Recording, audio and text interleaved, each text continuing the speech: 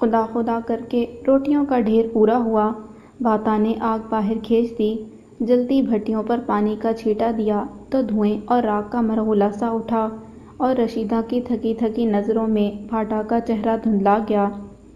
غفور نائک کا لڑکا لوہے کا تسلا لے کر بھاگا آیا اور ساری آگ اس میں بھر کر اپنی لوئی کے ساتھ اٹھا کر باہر کی طرف لے چلا۔ اوئی ہائے مر گیا، جل گیا، تیری لوئی جل جائے گی، مرن جوگیا، ابھی پورا سیال سردی کا موسم باقی ہے۔ کہاں سے لے کر دے گا تیرا پیو؟ بھاتا کی دہائیاں اس نے ایک کان سے سن کر دوسرے سے اڑا دیں۔ بھاتا نے اٹھتے اٹھتے رشیدہ کو دیکھا، وہ اپنے ایک ہاتھ سے دوسرا ہاتھ دبا رہی تھی۔ تو مجھے ٹھیک نہیں لگ رہی، جا گھر جا کر سا لے لے، دوبارہ آ جائیں۔ ابھی تو ساری رات ڈیوٹی دینی ہے، دیکھ ابھی سے دھند اتر رہی ہے، کورا قہر پڑنے لگا ہے، بندہ سیال گزار کے ٹھنڈے میٹھے موسم میں ویا رکھے۔ وہ بڑبڑاتی چلی گئی۔ رشیدہ خاموشی سے ہاتھ دبائے ہوئے راکھ ہوتی آگ کو دیکھتی رہی۔ کچھ لمحوں پہلے تک چولہا کیسے بھڑک رہا تھا اور اب راکھ کی تہہ میں چنگاریاں دم توڑ رہی تھیں، اور کسی بانجھ عورت کی کوکھ کی طرح ویران ہوتا چولہا دیکھ کر رشیدہ کو وحشت سی ہونے لگی۔ پاگلے، چولہے کو دیکھ کر وحشت کھا رہی ہے؟ اس کا تو مقدر ہی ہر روز جلنا ہے، ہر رات ویران ہونا ہے، جیسے تو ہر دن اپنی زندگی کی بھٹی سلگاتی ہے اور ہر رات اجڑ کر سو جاتی ہے۔ اس نے بکھرے وجود کو تاگا تاگا جوڑا اور ہمت کر کے اٹھ کھڑی ہوئی۔ اندر پنجابی گانوں کے بھڑکتے بولوں کی گرمی تھی، اس سے پہلے ٹپوں اور گدے کی تالی کی، بعد میں بڑی بوڑھیوں کے بے سرے راگ اور سسرالیوں کی ٹانگ کھینچنے والے گیت، وہی گیت جو رشیدہ کی شادی میں بھی اسی طرح گائے گئے تھے۔ کسی بھولی بسری یاد نے اس کے ہونٹوں پر باسی سا پھول کھلا دیا۔ پہلی شادی، پہلا شوہر اور پہلی رات، جسے راس آ جائے اس کے بعد سب سمجھوتا ہوتا ہے۔ وہ سمجھوتا جو رشیدہ کئی سالوں سے کرتی چلی آ رہی تھی، اب تو شمار کرنا بھی چھوڑ دیا تھا۔ دوسری شادی، دوسرا شوہر اور کئی فرض سمجھ کر گزاری راتیں، اس کا حلق تک کڑوا ہو گیا۔ انہی سوچوں میں الجھتی ماضی کی گزمن کھیریاں جس میں روشنی اور تاریکی کا تناسب ایک سا تھا۔ وہ دالان عبور کر کے بڑے کمرے کے جہازی سائز دروازے میں آ کھڑی ہوئی، جہاں نصیب و لال منجیاں توڑ رہی تھیں اور ثریا کی اڈیاں زمین ہلا رہی تھیں۔ رشیدہ ہکا بکا بدھ ہو گئی۔ ایسی ادائیں، ایسے ہلکورے، ایسی بے باکی۔ دوپٹہ اتر کر قدموں میں لوٹ رہا تھا۔ لڑکیاں عورتیں تالیاں پیٹتی، مزہ لیتی ایک دوسرے کے پلوں میں منہ دے رہی تھیں۔ ہائے نی مر جانیے، تو تو صائمہ لگ رہی ہے، صائمہ۔ ملکانی نے تکیے کے نیچے ہاتھ گھسایا اور 10 کے نوٹوں والی گڈی نکال کر سر پر سے واری۔ رشیدہ کے اندر کی عورت، جسے وہ ہمیشہ کمینی عورت کہتی تھی، تالیاں پیٹ پیٹ کر ثریا کو داد دے رہی تھی۔ مگر ثریا کی سوتیلی ماں رشیدہ کے لیے اگلا لمحہ پہلے سے زیادہ تکلیف دہ اور پریشان کن تھا۔ ثریا نے نیچے بیٹھ کر وہ نوٹ سمیٹنے شروع کر دیے۔ ساری عورتیں ثریا کی اس حرکت کو مذاق سمجھ کر لوٹ پوٹ ہونے لگیں، مگر رشیدہ جانتی تھی ثریا نے یہ حرکت مذاق میں نہیں کی، وہ یہ نوٹ سمیٹ کر لے آئے گی۔ رشیدہ الٹے قدموں وہاں سے بھاگی۔ پہلے شوہر کے پڑھائے سبق بھولتے نہ تھے، اور دوسرا، اس کی کہی ہر بات وہ دل پر لکھتی، مگر دل اب تھا کیا، بس سلیٹ تھی جس پر لکھا وہ جب چاہتی تو لگا کر مٹا دیتی۔ یہ پیسے کہاں سے آئے تیرے پاس؟ انور حسین کی آنکھوں میں لکھا سوال سمینا نے پڑھ کر سنایا۔ میرے ہیں، میں نے کمائے ہیں، نرمین نے بڑے فخر سے جواب دیا۔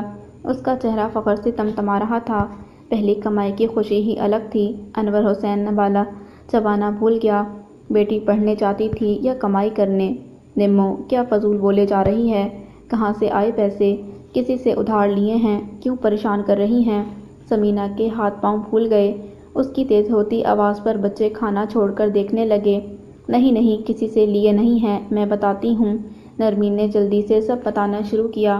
فرخ سے کہنا اس کا ٹیوشن ڈھونڈ کر دینا، غلام رسول نمبردار کے گھر جانا اور ایڈوانس ٹیوشن فیس۔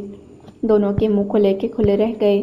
وہ جیسے کسی اور ہی دنیا کی کہانی سنا رہی تھی۔ دروازہ بھی ماں سے پوچھ کر کھولنے والی نرمین کیسے کسی کے گھر جا سکتی ہے؟ سمینا نے ڈرتے ڈرتے انور حسین کو دیکھا۔ اس نے بدقت اپنا منہ بند کیا، آہستہ آہستہ نوالہ چبایا۔ بچوں کو لگا آپ ہی نے کچھ غلط کر دیا۔ اب ابو جی جوتا اٹھائے ہی اٹھائے گا۔ حالانکہ ابو جی نے کبھی نرمین پر ہاتھ نہ اٹھایا تھا۔ نرمین، تو کیا پاگل ہو گئی تھی؟ بھوکی مر رہی تھی یا کپڑے نہیں مل رہے تھے؟ کون سی خواہشیں پوری کرنی تھیں جو تو کمانے چل پڑی؟ یہ تیرا باپ سارا دن ہڈیاں توڑتا کس کے لیے؟ سمینا پھٹ پڑی۔ ہاں تو کیوں اکیلے ابو جی ہڈیاں توڑوائیں؟ ہمارے کیا ہاتھ پیر ٹوٹے ہیں؟ اور دیکھیں، ذرا سی محنت سے پیسے مل گئے نا۔ نرمین، تو لڑکا نہیں ہے۔ سمینا نے ماتھا پیٹا۔ میں آپ کو ویڈیو دکھاؤں؟ میں نے افشاں کے پاس دیکھی ہے۔ اس آدمی نے اپنی ساری بیٹیوں کو الیکٹریشین بنا دیا۔ وہ اپنے باپ کے ساتھ مل کر دکان چلاتی ہیں، لوگوں کے گھروں میں جا کر وائرنگ کرتی ہیں۔ ان کے باپ نے تو نہیں کہا کہ وہ لڑکے نہیں ہیں۔ کیسے ٹرٹر بول رہی تھی۔ سمینا کا ہاتھ اٹھ جاتا کہ انور حسین نے اس کا ہاتھ پکڑ لیا اور نرمی سے بولا، کل میں تمہارے ساتھ جا کر خود نمبردار صاحب سے ملوں گا، اچھے لوگ ہوئے تو پڑھاتی رہنا۔ سمینا ہکا بکا رہ گئی۔ نرمین جوش میں باپ سے لپٹ گئی۔ یہ دیکھ کر چاروں بچے بھی ایک دوسرے سے لپٹ کر مبارکباد دینے لگے۔ ابو جی، یہ اس آدمی کو واپس کر دینا، ہمیں اس کے پیسے نہیں چاہیے۔ انور حسین نے نوٹ پکڑا، چوم کر آنکھوں سے لگایا، پھر بیٹی کی ہتھیلی پر رکھ دیا۔ وہ 500 کا نہیں، لاکھوں کا کھاتا ہے، اسے اپنے خرچے کے لیے رکھ لو۔ اس نے برتن ہٹائے اور جوتا پہن کر گھر سے نکل گیا۔ سمینا نے اداسی سے ادھورے کھانے کو دیکھا۔ امی، لاکھوں کا کھاتا کیسے کلیئر ہوگا؟ نرمین کے لہجے میں فکر مندی تھی۔ تمہاری ٹیوشن فیس سے تو نہیں ہوگا؟ سمینا برتن سمیٹنے لگی۔ ماں کا انتظار کرتے کرتے اور مطالعہ پاکستان کا رٹا لگاتے لگاتے اقصیٰ تھکنے لگی۔ باہر قہر میں ڈوبی گہری تاریک رات اقصیٰ نے آگ جلا کر کمرے میں رکھ دی۔ تبھی کمرے میں ہلکی سی گرمائش کا احساس ہو رہا تھا۔ کتنی رونق ہوگی، کیا تھا جو اماں مجھے بھی لے جاتیں۔ اس نے یاسیر سے سوچتے ہوئے رضائی اپنے ارد گرد دبائی۔ یہ ماں کے جہیز کی رضائی تھی جس کی روئی اب اندر سے ٹوٹنے لگی تھی، مگر رشیدہ کے پاس اتنی فرصت کہاں کہ اسے ادھیڑ کر دوبارہ بھروا سکے۔ تیری ماں کہاں مر گئی ہے؟ وہ باپ کی آواز پر کانپ گئی۔ باپ کی آواز اونچی تھی اور کمرے میں گہری خاموشی۔ ابا، روٹی دے دوں؟ کیا پکا ہے؟ آواز پیٹیوں کے ساتھ پڑی چارپائی سے آئی تھی جس پر 2 لحاف پڑے تھے، جس کے اندر کہیں رفیق تھا۔ بیماری اور سردی نے اسے بے حال کر دیا تھا۔ آلو گوبھی؟ تیری آلو گوبھی کی تو وہ سوتیلا باپ تھا، کبھی باپ نہ بنا، بس سوتیلا ہی رہا۔ دوسری طرف رشیدہ تھی، اس کی بیٹی کی ماں بننے کی کوششوں میں ہلکان ہوتی رہی، مگر کہلائی وہ بھی سوتیلی۔ مرن جوگی خود وہاں مرحوم مسلم کھا رہی ہوگی اور میرے لیے پکا گئی آلو گوبھی۔ سب پتہ ہے، میرے ساتھ تو زبردستی نکاحی گئی، ورنہ دل میں تو اب بھی وہی رہتا ہے، علی بخش ترکھان۔ اقصیٰ کو ان گالیوں کی عادت تھی، اسی لیے بیزاری سے کمرے میں بند دروازے کو گھورتی رہی۔ خود اس کا باپ اتنی چھوٹی عمر میں مرا تھا کہ اقصیٰ کو اس کا چہرہ تک یاد نہ تھا۔ جا دفع ہو، پتہ کر گھر کب مرے گی۔ ابا، باہر بہت اندھیرا ہے، تجھے کھا جائے گا، جاتی ہے یا؟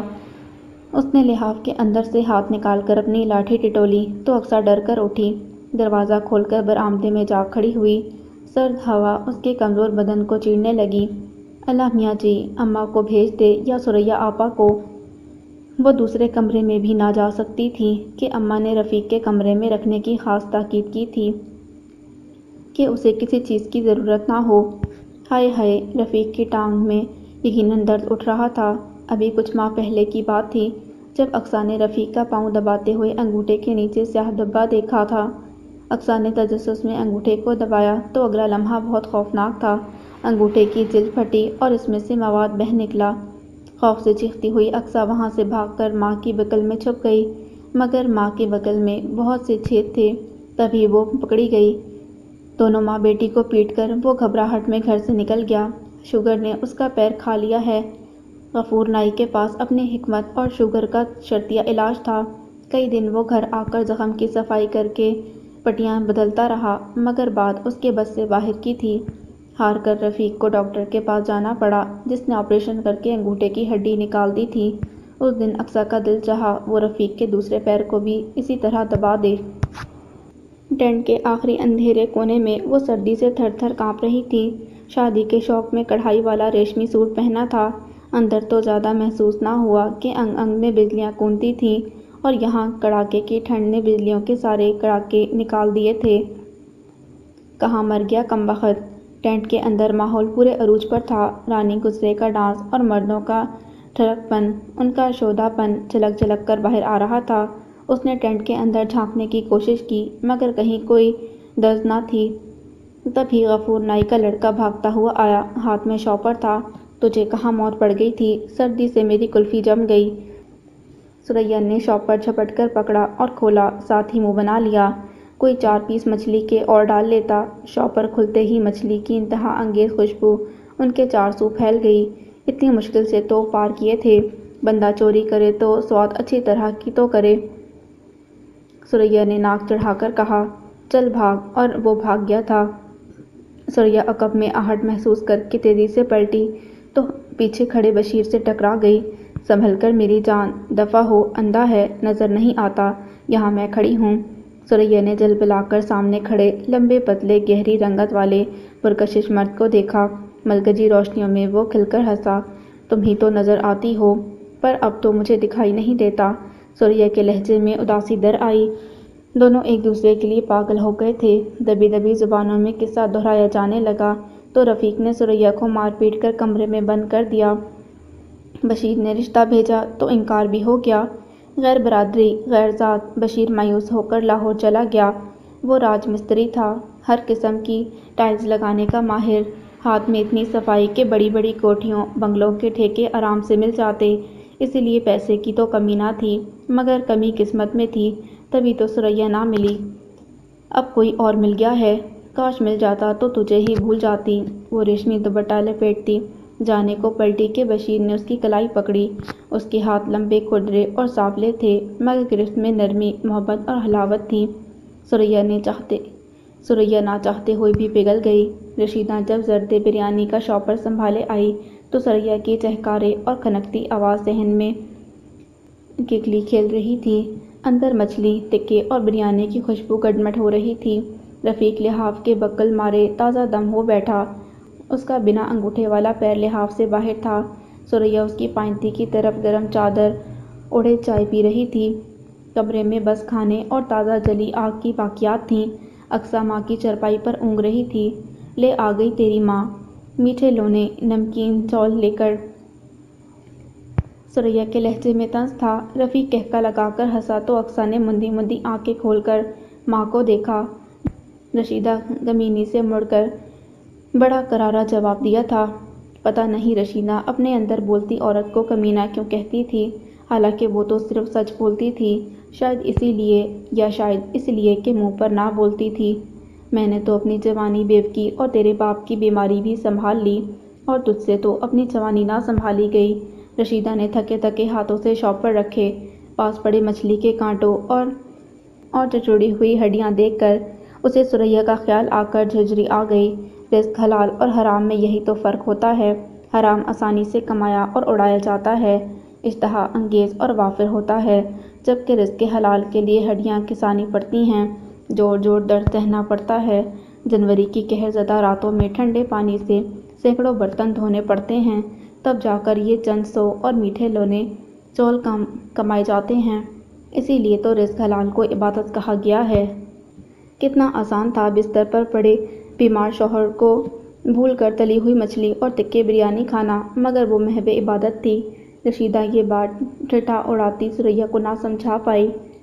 اس نے تو پوری کوشش کی تھی، مگر دنیا، رفیق اور ثریا نے اسے ماں بننے نہ دیا۔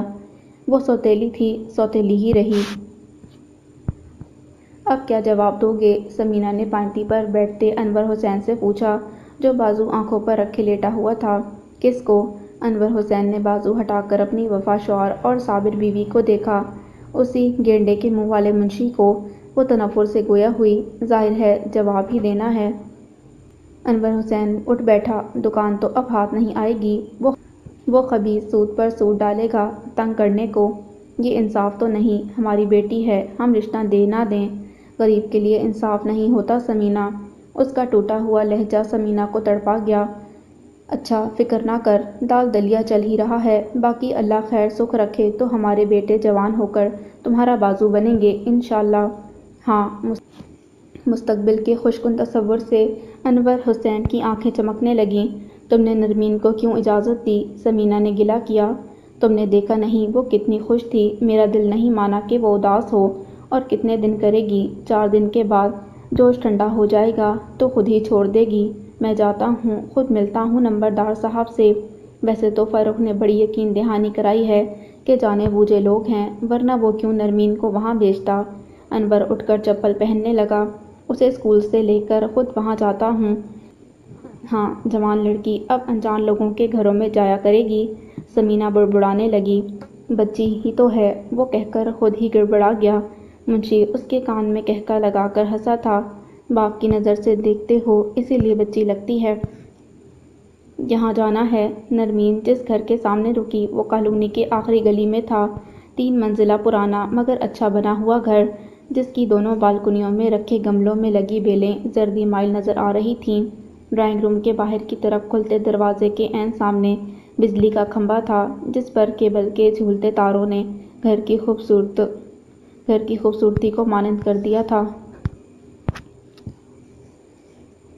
جی ابو، یہی گھر ہے۔ نرمین نے بیگ ایک کندھے سے دوسرے پر منتقل کیا۔ میں نہیں جا رہا۔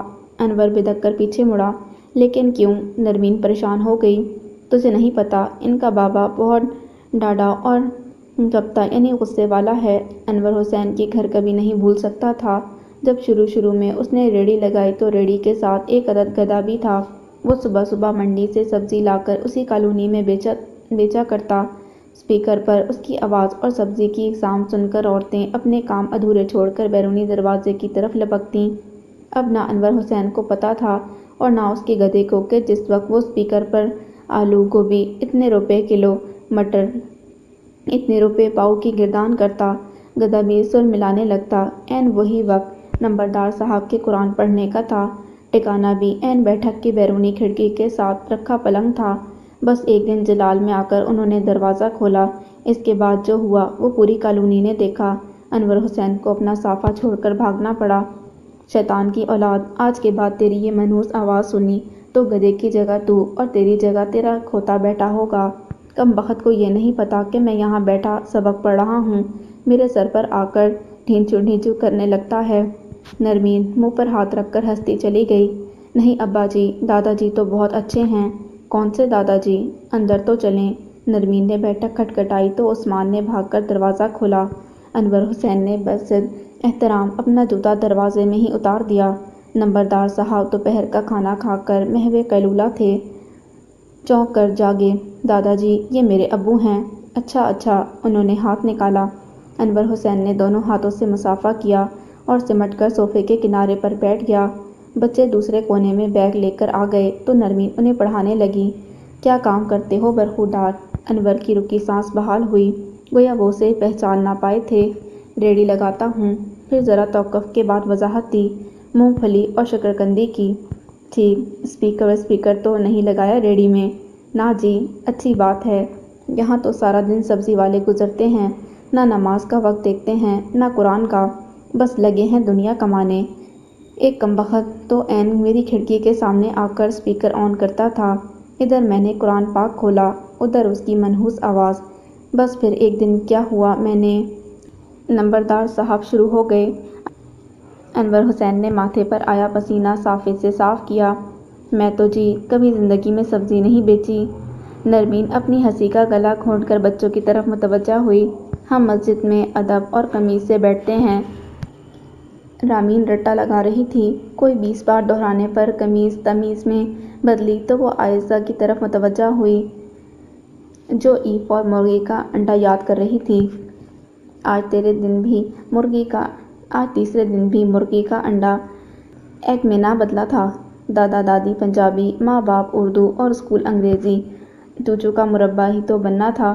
نرمین کی خوشی کا ٹھکانہ نہ تھا کہ باپ نے نمبردار صاحب سے ملنے کے بعد ٹیوشن جاری رکھنے کی اجازت دے دی تھی۔ فروخت 1-2 اور ٹیوشن ڈھونڈنا۔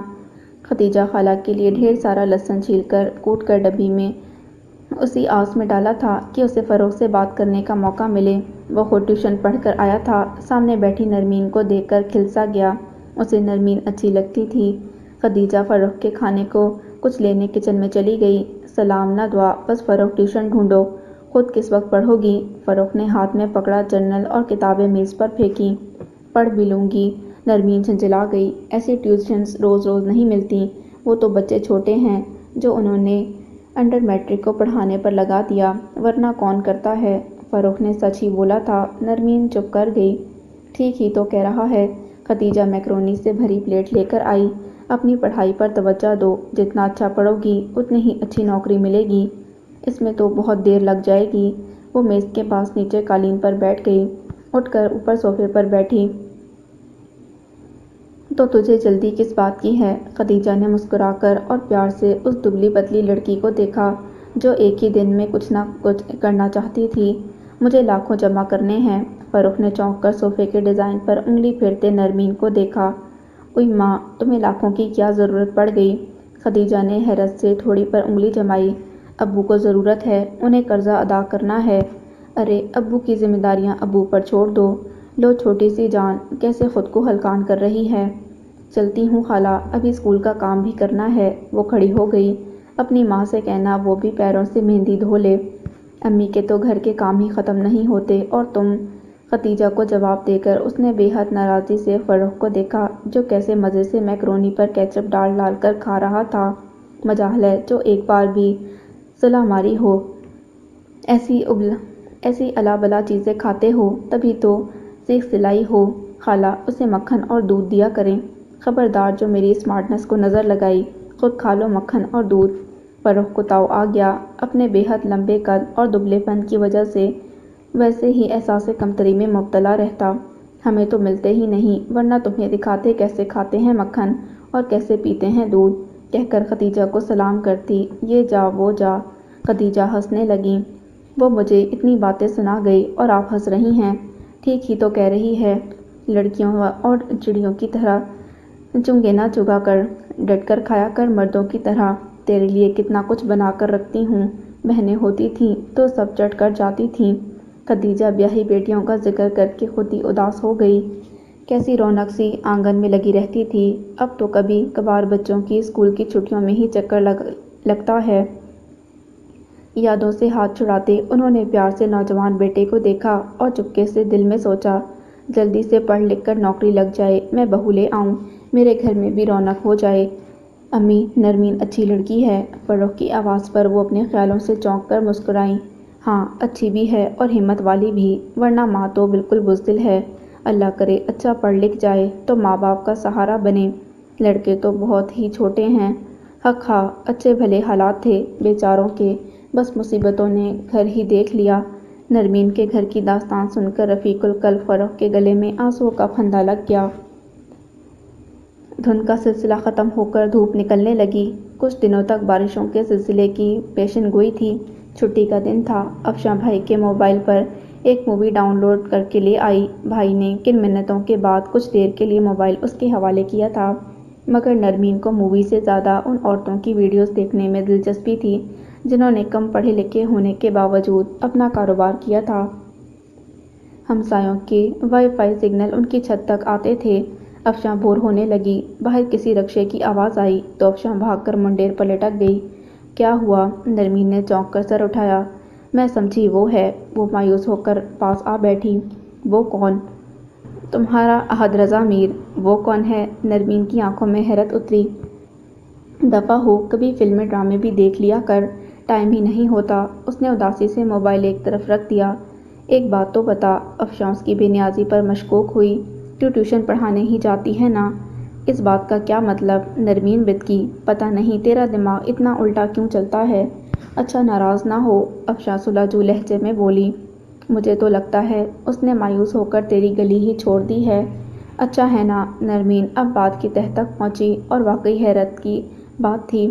وہ روز اسی کی گلی سے گزرتی تھی مگر وہ کبھی دکھائی دیا نہ اس کا رکشا۔ کہیں شہر تو نہیں چھوڑ گیا؟ اچھا ہے میری بلا سے دنیا چھوڑ جائے، اس نے چڑھ کر سوچا، پھر دہل گئی۔ نہیں اللہ جی، غلطی سے منہ سے نکل گیا۔ شہر چھوڑ دے مگر دنیا نہیں، اس کے بھی تو ماں باپ اور بہن بھائی ہوں گے۔ مگر فاروق نے کہا تھا وہ اکیلا رہتا ہے، ہو سکتا ہے ماں باپ دوسرے شہر میں رہتے ہوں اور وہ ان سے ہی ملنے گیا ہو۔ اچھا اب بس کر، کب تک اسی کو سوچتی رہے گی؟ افشاں نے ٹھوکا دیا۔ کس کو؟ وہ بے خیالی میں گویا ہوئی۔ اپنے احد رضا میر کو۔ اس کا نام مراد ہے۔ مراد؟ ہائے کس بے خیالی میں منہ سے نکلا تھا۔ افشاں تو ہنس ہنس کر لوٹ پوٹ ہو گئی۔ مارے شرمندگی کے نرمین کا چہرہ لال ہو گیا۔ تو کمینی ہے کمینی، وہ اسے مارنے کو بھاگی۔ تیرے دل کا چور پکڑا گیا نا۔ پوری چھت پر افشاں آگے تھی اور وہ پیچھے، پھر افشاں اپنی چھت پر کود گئی۔ اب اگر تو نے اپنی منحوس شکل بھی دکھائی تو جان نکال دوں گی۔ دھمکی دے کر چارپائی پر بیٹھ کر اتھل پتھل سانسیں سنبھالنے لگی۔ تبھی دیوار کے پاس افشاں نمودار ہوئی۔ نرمین نے جھک کر پتھر اٹھایا تو افشاں چلا اٹھی، نہ ماری نہ، بس موبائل دے دے، بھائی کا ہے، خود ہی اٹھا لے۔ وہ غصے میں نیچے اتر گئی۔ اب پتا کمینی تو ہے یا میں، افشاں پیچھے سے چلائی، اور مراد کی غیر موجودگی کو صرف ان لوگوں نے ہی نہیں، چائے خانے کے لوگوں نے بھی بری طرح محسوس کیا۔ وہ پڑھا لکھا تھا، اچھی بات کرتا، اس میں غریب لوگوں والی بے حسی بھی نہیں تھی، لوگ اسی لیے اسے پسند بھی کرتے تھے۔ 2 دن کی غیر حاضری میں لوگ حیران ہوئے تو کاکا پریشانی میں اس کے گھر تک چلا آیا۔ وہ بخار میں دھت پڑا تھا۔ حد ہو گئی، بندہ ایک فون ہی کھڑکا دے۔ کچھ نہیں، بس ہلکا سا بخار ہے۔ سردی تھی تو کہیں نکلنے کو دل نہیں چاہا۔ وہ بدقت ٹیک لگا کر بیٹھا، بخار کی حدت سے چہرہ دہک رہا تھا۔ کاکے نے اسے زبردستی چائے کے ساتھ ڈبل روٹی کھلائی، ڈاکٹر کے پاس لے کر گیا۔ فروخت کو پتہ چلا تو گھر سے کھچڑی بنوا لایا۔ چائے خانے والے باری باری خبر گیری کے لیے آتے رہے۔ ان کی محبتوں پر مراد کی آنکھیں بھر آئیں، ورنہ 2 تنہا راتیں کس عذاب میں گزری تھیں۔ ایسی تنہا راتیں جس میں نہ ماں کے ہاتھ کا لمس تھا، نہ کسی کی چاہت کا احساس۔ علی بخش بھی یوں ناراض ہوا کہ پھر کسی خیال سے اس کا گزر تک نہ ہوا۔ زندگی اکیلے نہیں گزرتی مراد علی، بس اب بیاہ کی تیاری کر۔ کاکے نے سنجیدگی سے کہا۔ چاچا ٹھیک کہہ رہے ہیں مراد بھائی، جلدی سے لڑکی پسند کر کے شادی کر ڈالیں۔ فروخت بھی خوش ہو گیا۔ لڑکی تو کب کی پسند کر چکا، اب تو بس رشتہ ڈالنا ہے۔ کاکے نے مراد کے کندھے پر ہاتھ مارا۔ بس پھر دیر کس بات کی؟ دیر اپنے ہیرو کے ٹھیک ہونے کی ہے۔ میں تو بالکل ٹھیک ہوں، مراد بے ساختہ بولا تو دونوں قہقہ لگا کر ہنس پڑے۔ وہ بس آدھا گھنٹہ لیٹ تھی، مگر پتہ تھا ماں کی آنکھیں دروازے پر لگی ہوں گی۔ تبھی تیزی سے ڈاک خانے کی عمارت کو عبور کیا۔ عمارت پر تالا لگا تھا اور ارد گرد خوش پتوں کے ڈھیر میں آوارہ کتے منہ مارے پھر رہے تھے۔ کالونی کی خاموش سڑک پر اس کا اسکول کا جوتا کھٹ کھٹ بجتا تھا۔ گرم چادر لپیٹے، دوائیوں کا شاپر ہاتھ میں لیے وہ دوسری گلی کے موڑ سے سامنے آیا۔ نرمین رکی، نہ اسے دیکھا، بس ناک کی سیدھ میں چلتی گئی۔ مراد نے اسے دیکھا بھی اور ٹھٹک کر رکا بھی۔ سنسان گلیوں نے بڑھاوا دیا تو وہ تیزی سے اس کے برابر آ گیا۔ نرمین، کیسا نرم لہجہ تھا، مگر نرمین جیسے پتھر کھا کر رکی۔ تم سے بات کرنی ہے۔ بیگ کے اسٹرپ پر گرفت مضبوط کرتے وہ ہوا ہوئی۔ فاصلہ بہت تھوڑا ہے، بات اس سے بھی مختصر، پلیز سن لو، میرا پیچھا چھوڑ دو۔ نرمین کی آواز میں گھبراہٹ اور خوف تھا۔ پیچھا نہیں کروں گا، نہ راستے میں آؤں گا، بس اتنا کہنا ہے کہ تم سے شادی کرنا چاہتا ہوں، تمہارے گھر رشتہ بھیج رہا ہوں، پلیز انکار نہ کرنا۔ تم پاگل ہو؟ وہ ڈر کر رک گئی اور گھبرا کر ادھر ادھر دیکھنے لگی۔ کیوں؟ تم سے بس پاگل شادی کر سکتا ہے، مجھے نہیں کرنی شادی۔ دیکھو میں برا انسان نہیں ہوں، سگریٹ تک نہیں پیتا، آمدنی بھی بہت اچھی ہے، پیچھے بھی جوڑ رہا ہوں، بہت جلد رکشہ بیچ کر ٹیکسی لوں گا، ٹیکسی نہیں کار، کیونکہ چھوٹا شہر ہے تو ٹیکسی تو یہاں چلے گی نہیں، کار تو رینٹ پر نکل جائے گی۔ مجھے تمہاری کوئی بات نہیں سننی، میرے پیچھے نہ آنا۔ وہ اسے پیچھے چھوڑ کر تیز تیز نکل گئی۔ پیچھے نہیں، رشتہ لے کر گھر آؤں گا، تم انکار نہ کرنا، وعدہ کرتا ہوں تمہیں رکشہ چلانا بھی سکھا دوں گا، وہ زور سے پکارا۔ نرمین نے دوڑ لگا دی۔ مراد ہنسنے لگا، ایویں بس خواہ مخواہ، آج بہت دنوں کے بعد اسے دیکھا جو تھا۔ نرمین کہاں رہ گئی تھی؟ پتہ بھی ہے میری جان اٹکی رہتی ہے۔ ثمینہ نے سکون کا سانس لیا۔ بچوں کے ٹیسٹ ہو رہے ہیں تو ٹائم زیادہ لگ گیا۔ وہ ماں سے نظریں نہ ملا پائی۔ سمرین بہتی فضا کی پونی بنا رہی تھی۔ ثمینہ نے بچوں کے کپڑے بھگو رکھے تھے۔ سمرین، جا بہن کو کھانا نکال دے۔ نہیں امی، باجی نے چاول کھلا دیے تھے۔ وہ سیدھی کمرے میں گھس گئی، بیگ پھینک کر چت لیٹ گئی۔ ہاتھ پیر اب بھی قابو میں نہ تھے، دل دھڑک دھڑک کر پاگل ہو رہا تھا۔ بھاگتی ہوئی آئی ہوں اسی لیے، نرمین نے خود کو تسلی دی، مگر وہ ساری رات اس کے کان میں سرگوشیاں کرتا رہا۔ تم سے شادی کرنا چاہتا ہوں۔ وہ اٹھ کر ڈریسنگ ٹیبل کے سامنے کھڑی ہو کر خود کو غور سے دیکھنے لگی۔ مجھ میں ایسا کیا ہے کہ وہ یوں دیوانہ ہو گیا۔ شیشہ دھندلا تھا مگر مراد کا عکس اس میں بھی واضح تھا۔ پلیز تم انکار نہ کرنا۔ وہ گھبرا کر بستر میں جا چھپی۔ ساری رات نیند ٹوٹتی رہی۔ چہرہ میرا تھا مگر نگاہیں اس کی جو اسے سونے نہ دیتی تھیں۔ اگلے دن پورا راستہ وہ چونک چونک کر زرافے کی طرح گردن اٹھا کر دیکھتی رہی کہیں پھر سے راستہ نہ روک لے، مگر وہ کہیں نظر نہ آیا۔ یہ پہلی بات تھی جو اس نے ماں سے شیئر نہیں کی بلکہ افشاں کو بتائی تھی۔ اوہو، میں کہتی تھی نا تمہارا شہزادہ آ گیا ہے۔ افشاں نے باقاعدہ لڈیاں ڈالیں۔ شہزادے رکشوں پر نہیں آتے۔ نرمین سخت تذبذب کا شکار تھی۔ عمر کا تقاضا تھا وہ خوش ہوتی مگر حالات بد دل کر رہے تھے۔ ریڑھی والوں کے گھر رکشوں پر ہی آتے ہیں۔ بے ساختہ اور روانی میں افشاں آئینہ اس کے سامنے رکھ گئی۔ نرمین نے شاکی نظروں سے اسے دیکھا تو وہ ٹھٹک گئی۔ بات سنو، کہیں تم اونچے اونچے خواب تو نہیں دیکھنے لگیں؟ میں تو صاف صاف کہہ رہی ہوں، نہ تم کوئی حور پری ہو نہ تمہارے ابو جی کوئی اعلیٰ افسر، اس لیے اپنے خوابوں کی اڑان ذرا نیچی کرو اور اپنی حیثیت کے مطابق دیکھو۔ افشاں نے بڑی سچائی اور صفاقی سے اس کے سامنے پوری حقیقت کھول کر رکھ دی تھی۔ افشاں، تم مجھے اتنا بے وقوف سمجھتی ہو جو میں ایسے بے وقوفوں والے خواب دیکھوں گی؟ پر میں شادی کے بارے میں نہیں اپنے گھر کے بارے میں سوچتی ہوں۔ مجھے تو اپنے ابو جی کا بازو بننا ہے، ان کا سہارا، ان کا بیٹا بننا ہے۔ نرمین زخمی لہجے میں بولے گئی، بڑی مہربانی، تم ان کی بیٹی بن کر آرام سے اس گھر سے رخصت ہو جاؤ۔ تمہارے ابو جی پر احسان ہوگا، ان کا ایک بوجھ، ایک ذمہ داری کم ہوگی۔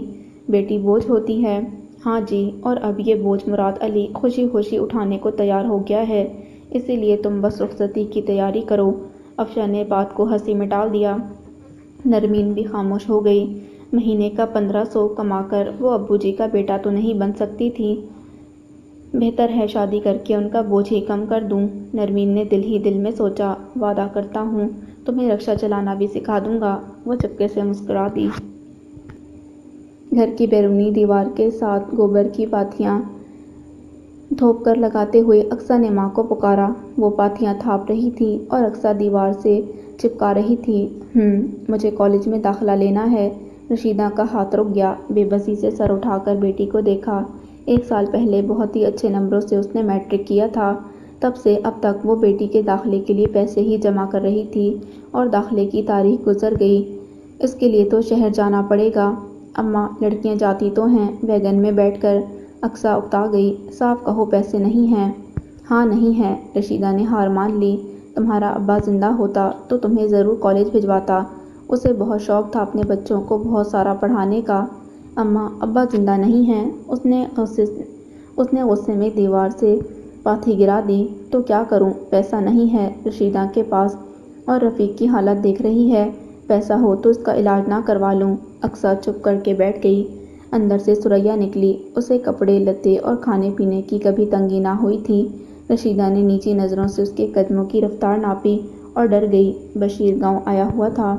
آپا، کہاں جا رہی ہو؟ اقصیٰ نے پوچھا۔ اپنے کام سے کام رکھ، وہ تڑک کر کہتی۔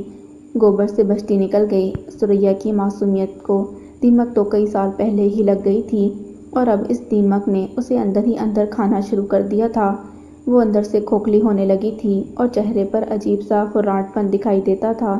تبھی تو پورے گاؤں میں اس کے لیے رشتہ نہ ملتا تھا۔ رفیق بغیرت تھا یا بے خبر، رشیدہ کو کبھی سمجھ ہی نہ آیا۔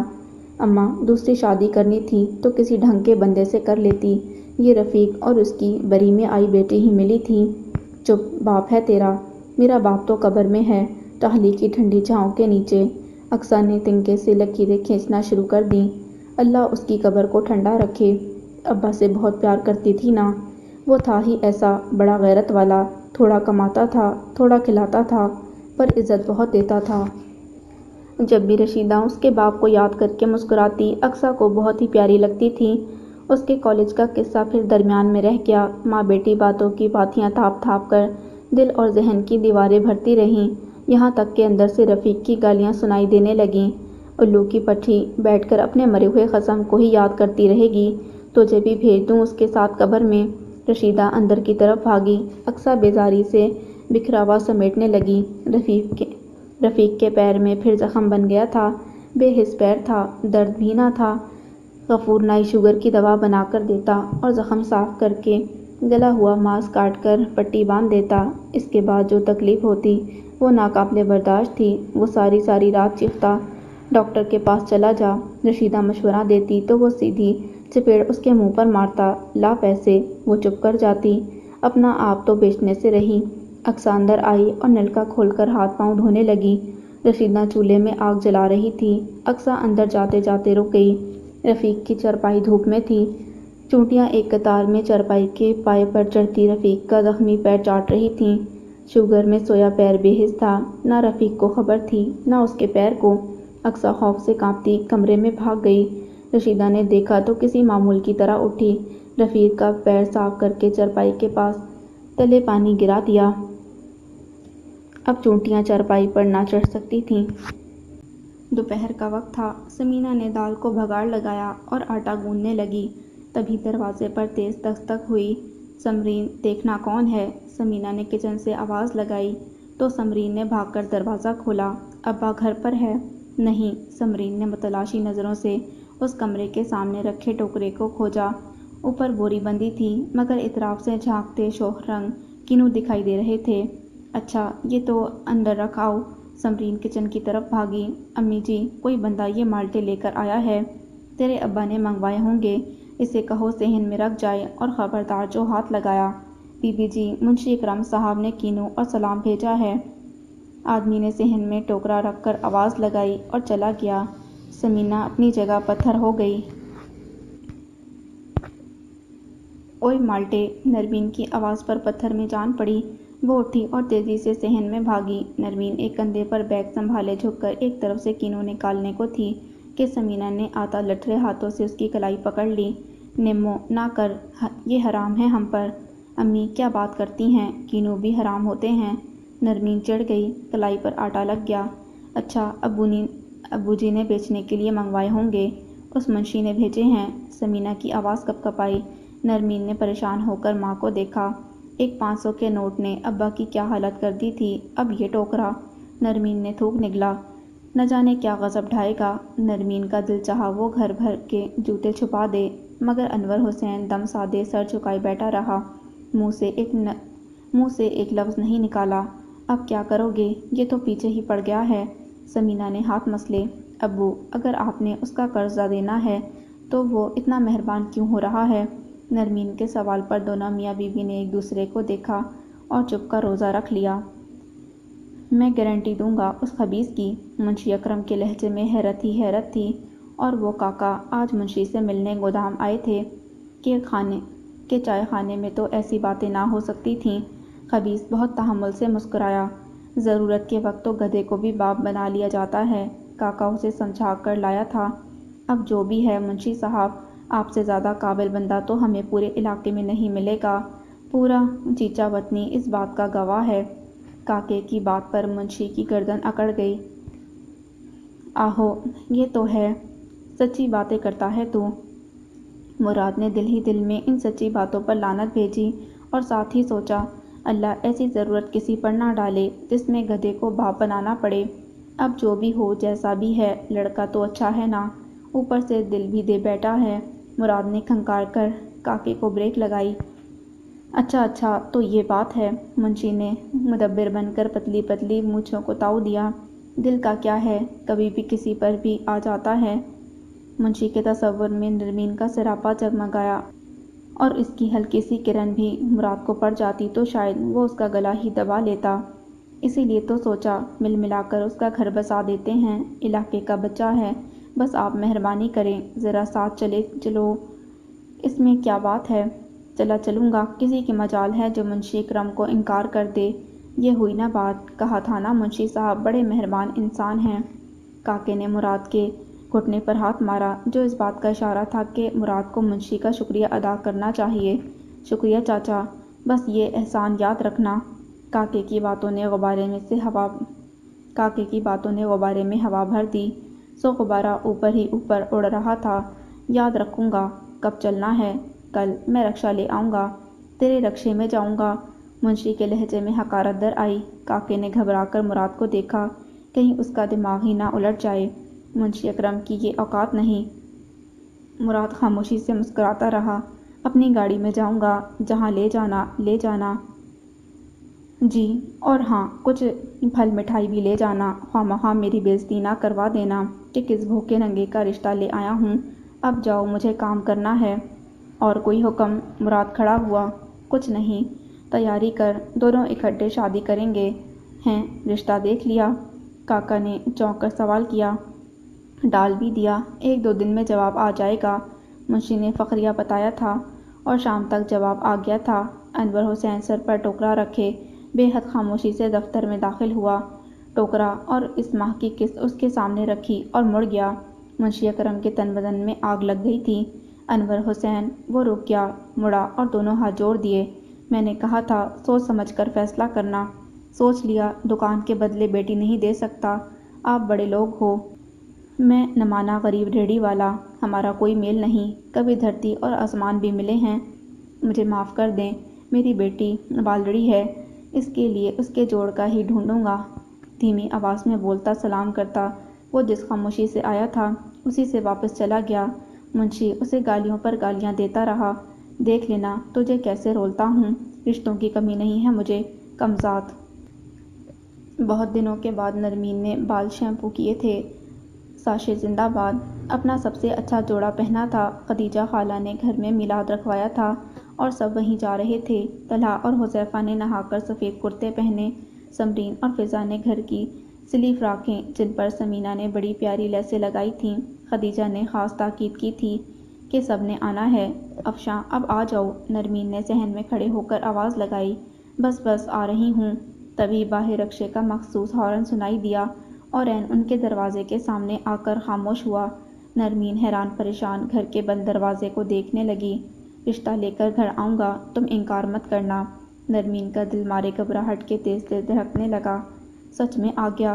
ان کی دستک سے بھی پہلے چھت کے راستے افشاں اڑتی ہوئی آئی۔ نرمین، وہ آ گیا ہے، وہ سچ میں آ گیا ہے، میں نے خود دیکھا، اس کے پاس مٹھائی اور پھل بھی ہیں۔ آ گیا ہے تو دستک کیوں نہیں دیتا؟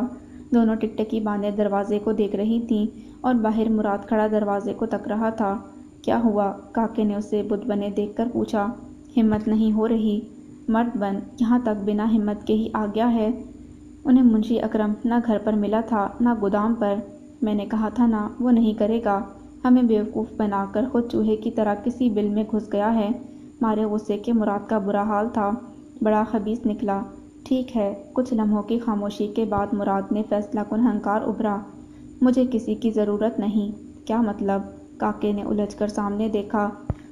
یہ میں ہوں مراد علی، اور مجھے اللہ کے سوا کسی آسرے کی ضرورت نہیں۔ اگر وہ میرے نصیب میں ہوئی تو اس کے گھر والے انکار نہیں کریں گے۔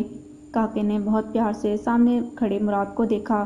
سفید شلوار قمیض جس کے کف اور کالر پر ہلکی سی کڑھائی ہوئی تھی، وہ کتنا پیارا اور نکھرا نکھرا سا لگ رہا تھا۔ انشاءاللہ وہ تیرا نصیب ہوگی۔ کاکے نے اسے گلے لگا لیا۔ قسمت کے آسرے کاکے کا ہاتھ پکڑ منشی پر لعنت بھیجتا وہ یہاں تک آ پہنچا۔ اب جو اس کے نصیب کا فیصلہ۔ اتنا غصے میں آنے کی کیا ضرورت ہے؟ ایک بار اس سے بات تو کروں۔ خضاب سے بال رنگتے منشی اکرم نے دوبارہ سوچا، ہر بندے کی قیمت ہوتی ہے، اس کی بھی تو ہوگی۔ بیمار بیوی نے دولہا کی طرح تیار ہوتے شوہر کو دیکھا اور دل ہی دل میں کلس کر رہ گئی۔ خوب جانتی تھی آج کل شوہر کن ہواؤں میں ہے۔ اللہ کرے کوڑ ہو جائے اس کمینی کو جس نے اسے قابو کر لیا ہے۔ وہ دل ہی دل میں بددعائیں دیتی منشی کو گھر سے نکلتا دیکھتی رہی۔ تمہارے کیوں پسینے چھوٹ رہے ہیں؟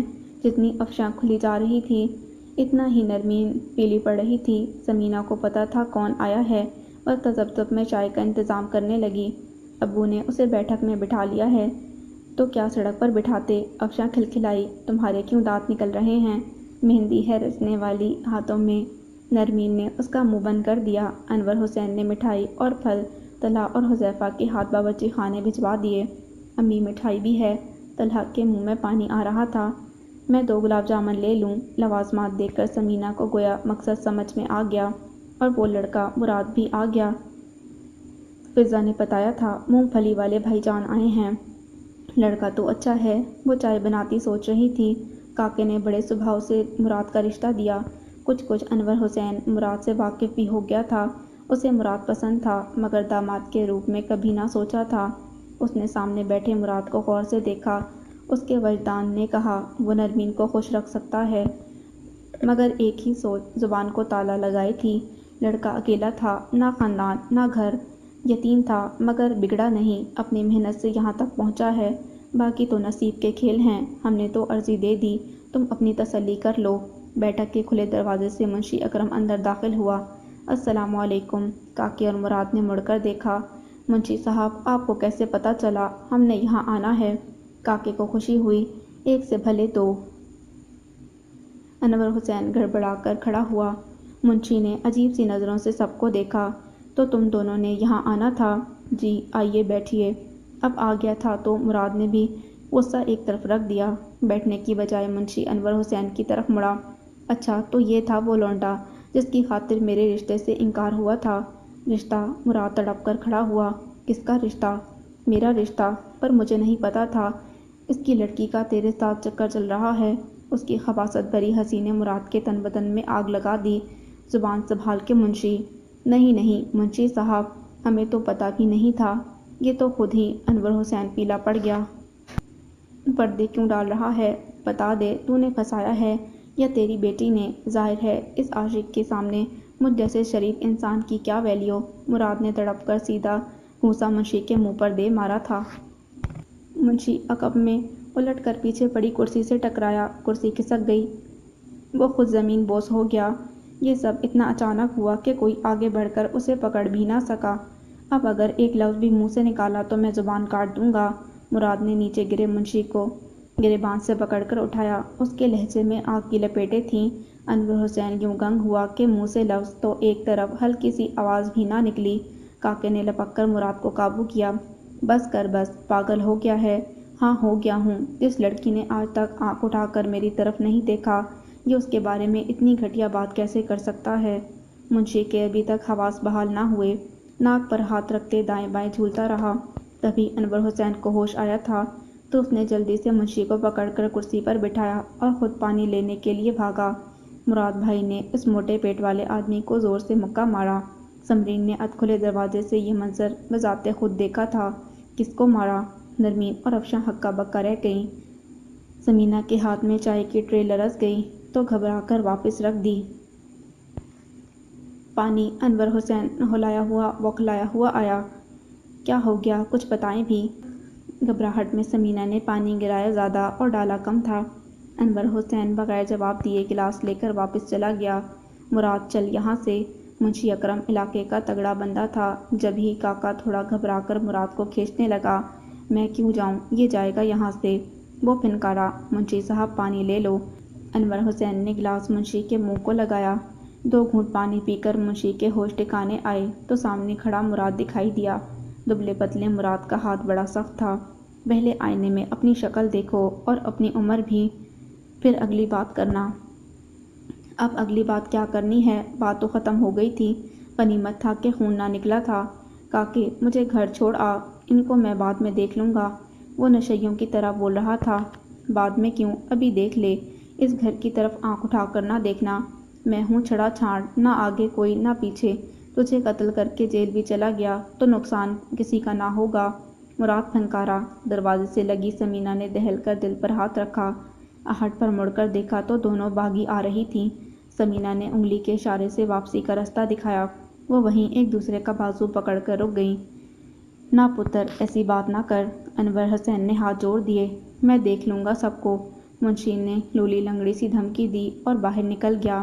یہ تم نے ٹھیک نہیں کیا، خواہ مخواہ دشمنی پال لی، کاکے نے تعصب سے مراد کو دیکھ کر کہا۔ مراد نے مڑ کر دیکھا۔ ادھ کھلے دروازے سے لگی سمینا، ان کے عقب میں افشاں کا بازو دبوچے وہ کھڑی تھی، حیران پریشان۔ جیسے ہی مراد کی نگاہ گئی، کٹی پتنگ کی طرح اس کی نگاہوں کی دہلیز پر گری، وہ پلٹ کر کمرے میں غائب ہو گئی۔ انور حسین نے کانپتے ہاتھوں سے اندرونی دروازہ بند کر دیا اور لڑکھڑا کر کرسی پر بیٹھ گیا۔ مار پیٹ کی کیا ضرورت تھی؟ منشی نے رشتہ دیا تھا، انور حسین کی مرضی قبول کرتا نہ کرتا۔ مراد نے ایک نظر حد درجہ پریشان انور حسین پر ڈالی اور تیزی سے وہاں سے چلا گیا۔ مراد رشتہ لے کر آیا تھا تو وہ دوسرا شخص کون تھا؟ مراد کی اور اس کی لڑائی کیوں ہوئی؟ نرمین کا دماغ پھٹنے والا تھا مگر ماں سے سوال کرنے کی ہمت نہ ہوئی تھی۔ منشی اکرم نے واسکٹ اتار کر کرسی پر پھینکی۔ غصے اور ناک کے درد سے برا حال تھا۔ کمبل اوڑھ کر لیٹی نسیمہ خاتون نے منہ سے کمبل ہٹا کر دیکھا۔ دولہا کی طرح تیار ہو کر جانے والا منشی حال اور بے حال تھا۔ خیر تو ہے منشی صاحب، یہ آپ کے چہرے کو کیا ہوا؟ تمہیں کیا؟ تم اپنا کمبل اور کمر سنبھال کر لیٹی رہو۔ جب سے نسیمہ کو مہروں کا مسئلہ ہوا تھا، گھر اور شوہر کے حالات گڑبڑ چل رہے تھے۔ بجائے اس کا ڈھنگ سے علاج کروانے کے، منشی کے دماغ میں دوسری شادی کا سودا سما گیا۔ وہ بیچاری اپنی سمجھ کے مطابق درد کی گولیاں کھا کھا کر گھر اور بچوں کو گھسیٹ رہی تھی۔ نہ جانے یہ پیدائشی روگن کہاں سے میرے پلے پڑ گئی۔ گرم پانی لا کر دو۔ نسیمہ نے اٹھنے کی کوشش کی تو لبوں سے کراہیں نکل گئیں۔ بس رہنے دو، تمہارا الارم تو پہلے ہی بج گیا۔ منشی نے دونوں ہاتھ جوڑ دیے۔ میں مریم سے کہتی ہوں۔ نسیمہ نے بیٹی کو آواز دی تو وہ نسیمہ کے ساتھ ساتھ اس کی بسنیوں کو کوستا دوبارہ گھر سے نکل گیا۔ لگتا ہے بات نہیں بنی۔ نسیمہ نے آسودہ ہو کر سر واپس تکیے پر ڈال دیا۔ مریم بھاگتی ہوئی آئی۔ امی کب تک گرم پانی کی بوتلیں رکھتی رہیں گی؟ ابو سے کہیں کسی اچھے ڈاکٹر کو دکھائیں۔ وہ FSC کی اسٹوڈنٹ تھی اور سب سمجھتی تھی۔ نسیمہ دل گرفتگی سے خاموش ہو گئی۔ کہتی بھی تو کیا؟ اب کیا سوچا ہے؟ بجلی جا چکی تھی۔ ٹرنک پر رکھا ننھا سا دیا ٹمٹما رہا تھا۔ اس کی ذرا سی روشنی طویز تاریکی کے ساتھ دستور گریباں تھی۔ کروٹیں بدل بدل نرمین تھک گئی۔ ساتھ والے کمرے سے ہلکی سرگوشیوں کی آوازیں آ رہی تھیں۔ نرمین اٹھی تو چارپائی چرچرائی۔ بے خیالی میں چارپائی کو خاموشی کا اشارہ دیتی وہ ننگے پاؤں ساتھ والے کمرے کے دروازے سے آ لگی۔ صحن میں رجب کی ابتدائی تاریخوں کا چاند دیوار پار ایستادہ تھا۔ میں تو کہتی ہوں اچھا لڑکا ہے، فوراً ہاں کر دیں، منشی سے بھی جان چھوٹ جائے گی۔ نرمین مسکرائی اور دل ہی دل میں اعتراف کیا، ہاں اچھا تو بہت ہے۔ ہاں لڑکا تو اچھا ہے، انور حسین نے تائید کی، مگر غصے کا تیز لگا کیسے منٹوں میں منشی کو دھول چٹا دی۔ ثمینہ نے کہا، ہیں منشی کو مارا ہے؟ پھر تو بہت ہی اچھا کیا۔ اور تم نے سنا ہی نہیں، کیا کہہ رہا تھا؟ کیا کہہ رہا تھا؟ کوئی مجھے بھی تو بتائے۔ نرمین کے اندر خدبد ہونے لگی۔ کہہ رہا تھا تم نے پھنسایا ہے لڑکے کو یا؟ ثمینہ کہتے کہتے رک گئی۔ اسی لیے چاہتی ہوں اس رشتے کے لیے ہاں کر دو، بس نکاح کر کے نرمین کو رخصت کر دیں۔ مراد اس قابل ہے کہ اس کی حفاظت کر سکے۔ وہ منشی چپ تو نہیں بیٹھے گا؟ ثمینہ کسی بھی خدشے کو زبان تک لاتے لاتے رک گئی۔ میرے رشتے کا منشی سے کیا تعلق؟ تم ٹھیک کہتی ہو، ایسا ہی کرتا ہوں۔ وہ اچھا نوجوان ہے، نرمین کو خوش رکھے گا۔ میں کل ہی کاکے کو ہاں کہہ دوں گا۔ نرمین کے ہاتھ پاؤں پھول گئے۔ تیزی سے پلٹی تو دیوار کے ساتھ مانجھ دھو کر رکھی پتیلی سے ٹکرا گئی۔ گہری خاموشی میں پتیلی ڈھولک بجاتی گول گول گھوم گئی۔ کون ہے؟ انور حسین نے پکارا۔ بلی ہے ابو جی، وہ کہہ کر رکی نہ تھی، بھاگ کر بستر میں چھپ گئی۔ نیم تاریکی میں انور حسین اور ثمینہ نے ایک دوسرے کو دیکھا اور ہنس پڑے۔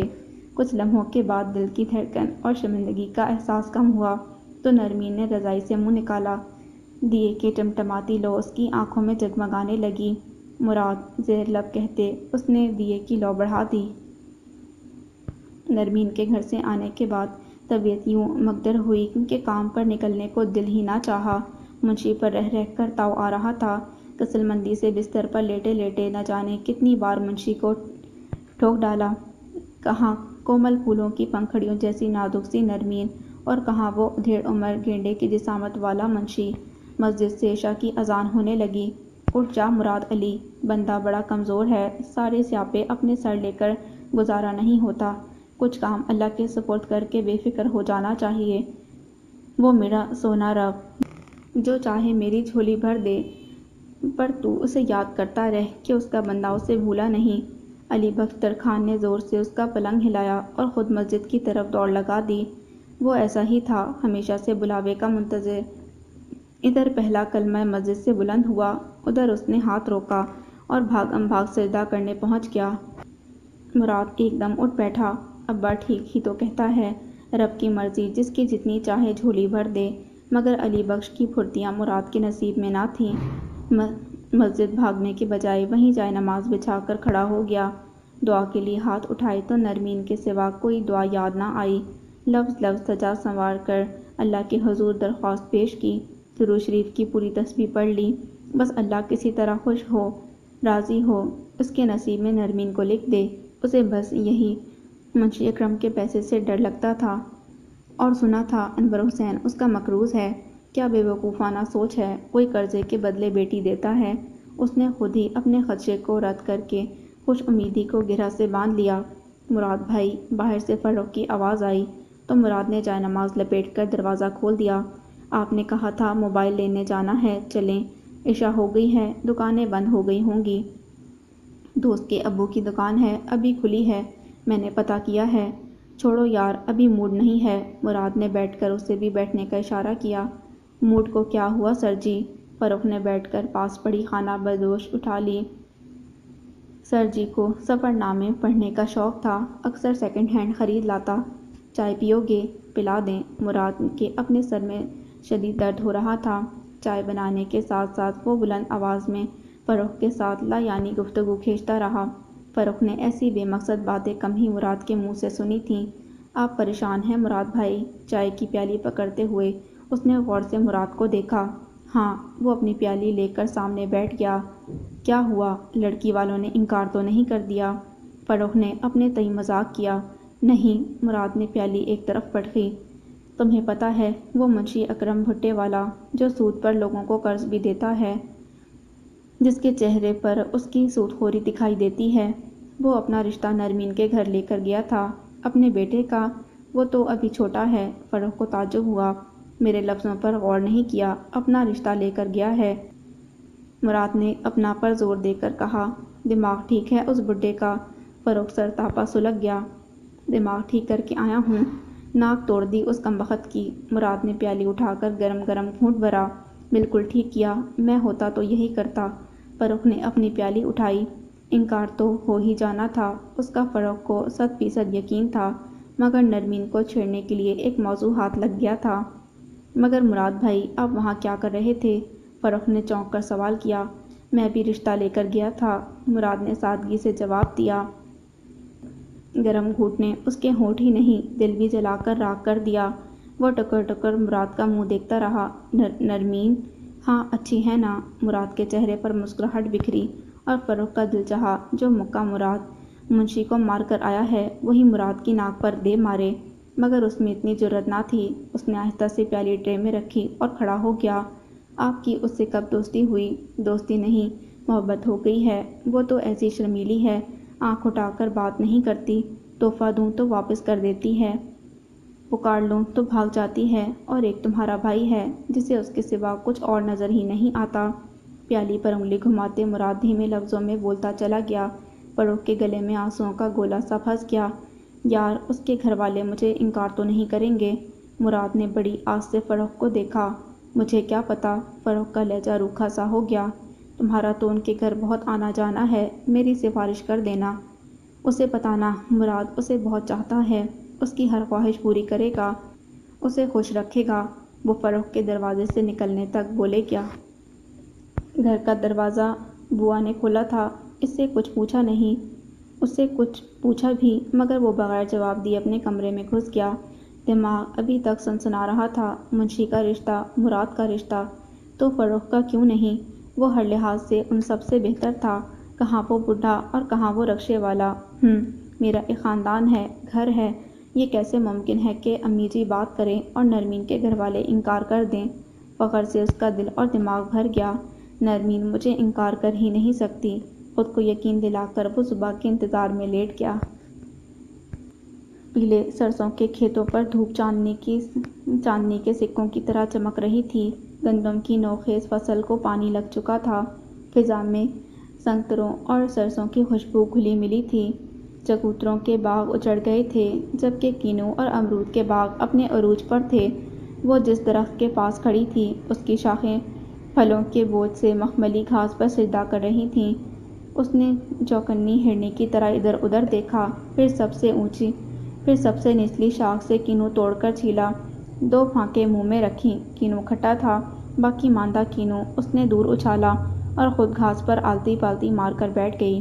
گھاس گیلی اور ٹھنڈی تھی، اسے سردی محسوس ہونے لگی، مگر مجبوری تھی، وہ ان گھنے پیڑوں کو چھوڑ کر دھوپ میں نہیں جا سکتی تھی۔ اس کی نظروں کے سامنے جگہ جگہ گھاس پر کینوں گرے تھے۔ وہ بے توجہی سے انہیں گنتی رہی، تبھی وہ بے آواز چلتا آیا اور دھپ سے اس کے قریب بیٹھ گیا۔ ثریا ڈر گئی، پھر غصے سے اسے پرے دھکیلا۔ پڑا مرد یوں جڑ کر بیٹھتا ہے جیسے میرا خصم ہو۔ اس کی بدزبانی نے ماحول کا سارا فسوں بکھیر کر رکھ دیا۔ بشیر بدمزہ ہو کر پیچھے کھسک گیا۔ ہو ہی جاتا اگر تمہارا باپ رکاوٹ نہ ڈال دیتا۔ رہنے دے، تجھ میں ہمت ہی نہیں تھی۔ ہمت تو اب بھی بہت ہے، بھاگتی ہو میرے ساتھ۔ بشیر نے ہتھیلی پھیلائی۔ لے کر کہاں جاؤ گے؟ ثریا نے تعجب سے پھیلی ہتھیلی کو دیکھا۔ لاہور چلتے ہیں، بڑا کام ہے میرا۔ تو پکا ہی ہو گیا۔ ثریا نے ہنس کر منہ پھیرا اور آنکھ میں اتری نمی پوچھ ڈالی۔ کچھ بھی تھا، بشیر کے ساتھ وہ سچ میں گھر بسانا چاہتی تھی، باقی تو آتے جاتے موسموں کی طرح گزرتے چلے گئے، کبھی ایک سوٹ کے عوض تو کبھی چوڑیاں سرخی پاؤڈر کے بل پر، کچھ پل رنگین کرنے والے بے دید لوگ۔ ثریا نے ایسی بدنامی پلو سے باندھی کہ لڑکوں کی ماؤں نے اسے دیکھ کر کانوں کو ہاتھ لگانا شروع کر دیا تھا۔ اب بھی تم سے سچا پیار کرتا ہوں ثریا، میں نے تمہارے پیار کا اچار ڈالنا ہے۔ تمہاری زبان بہت خراب ہو گئی ہے اور تو پکا لاہوریا ہو گیا ہے۔ طنز اس کے لہجے سے جاتا ہی نہ تھا۔ تمہارے لیے کچھ لایا ہوں۔ بشیر نے جیب میں ہاتھ ڈالا۔ مجھے نہیں چاہیے تمہارے نکلی بندے اور انگوٹھیاں۔ لڑنے آئی ہو؟ تم سے نہیں، قسمت سے لڑ رہی ہوں۔ وہ سچ مچ رونے بیٹھ گئی۔ اچھا ادھر دیکھ، بات تو سنو۔ کچھ لمحوں کی کھینچاتانی کے بعد وہ کٹی پتنگ کی طرح ڈول گئی۔ کیوں روئی؟ وہ کرم داد ہے نا، وہ تندوریا۔ ثریا نے اس بات میں گردن ہلائی۔ پورے گاؤں میں اس کا واحد تندور تھا، روٹیوں کے ساتھ دال سبزی اور کلیجی کا سالن بناتا۔ اس نے میرا رشتہ بھیجا ہے۔ بشیر نے اسے بے دریغ گالیاں دے ڈالیں۔ ابا بھی راضی ہے اور سارا قصور اس رشیدہ کا ہے۔ منا لیا ابے کو کہ جیتے جی ثریا کا رشتہ کر دے، جیسے راتوں رات ابا مرنے والا ہو۔ مجھ میں کیا کمی تھی؟ بشیر کو تاؤ آ گیا۔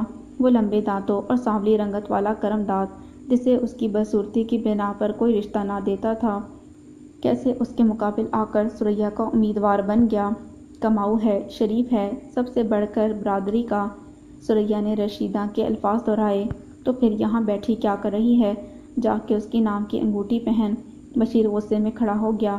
ثریا نے ہاتھ پکڑ لیا۔ انگوٹھی پہن لوں گی، پر بیاہ نہیں کروں گی۔ بشیر نے ثریا کی آنکھوں کی بغاوت پڑھی اور واپس جڑ کر بیٹھ گیا۔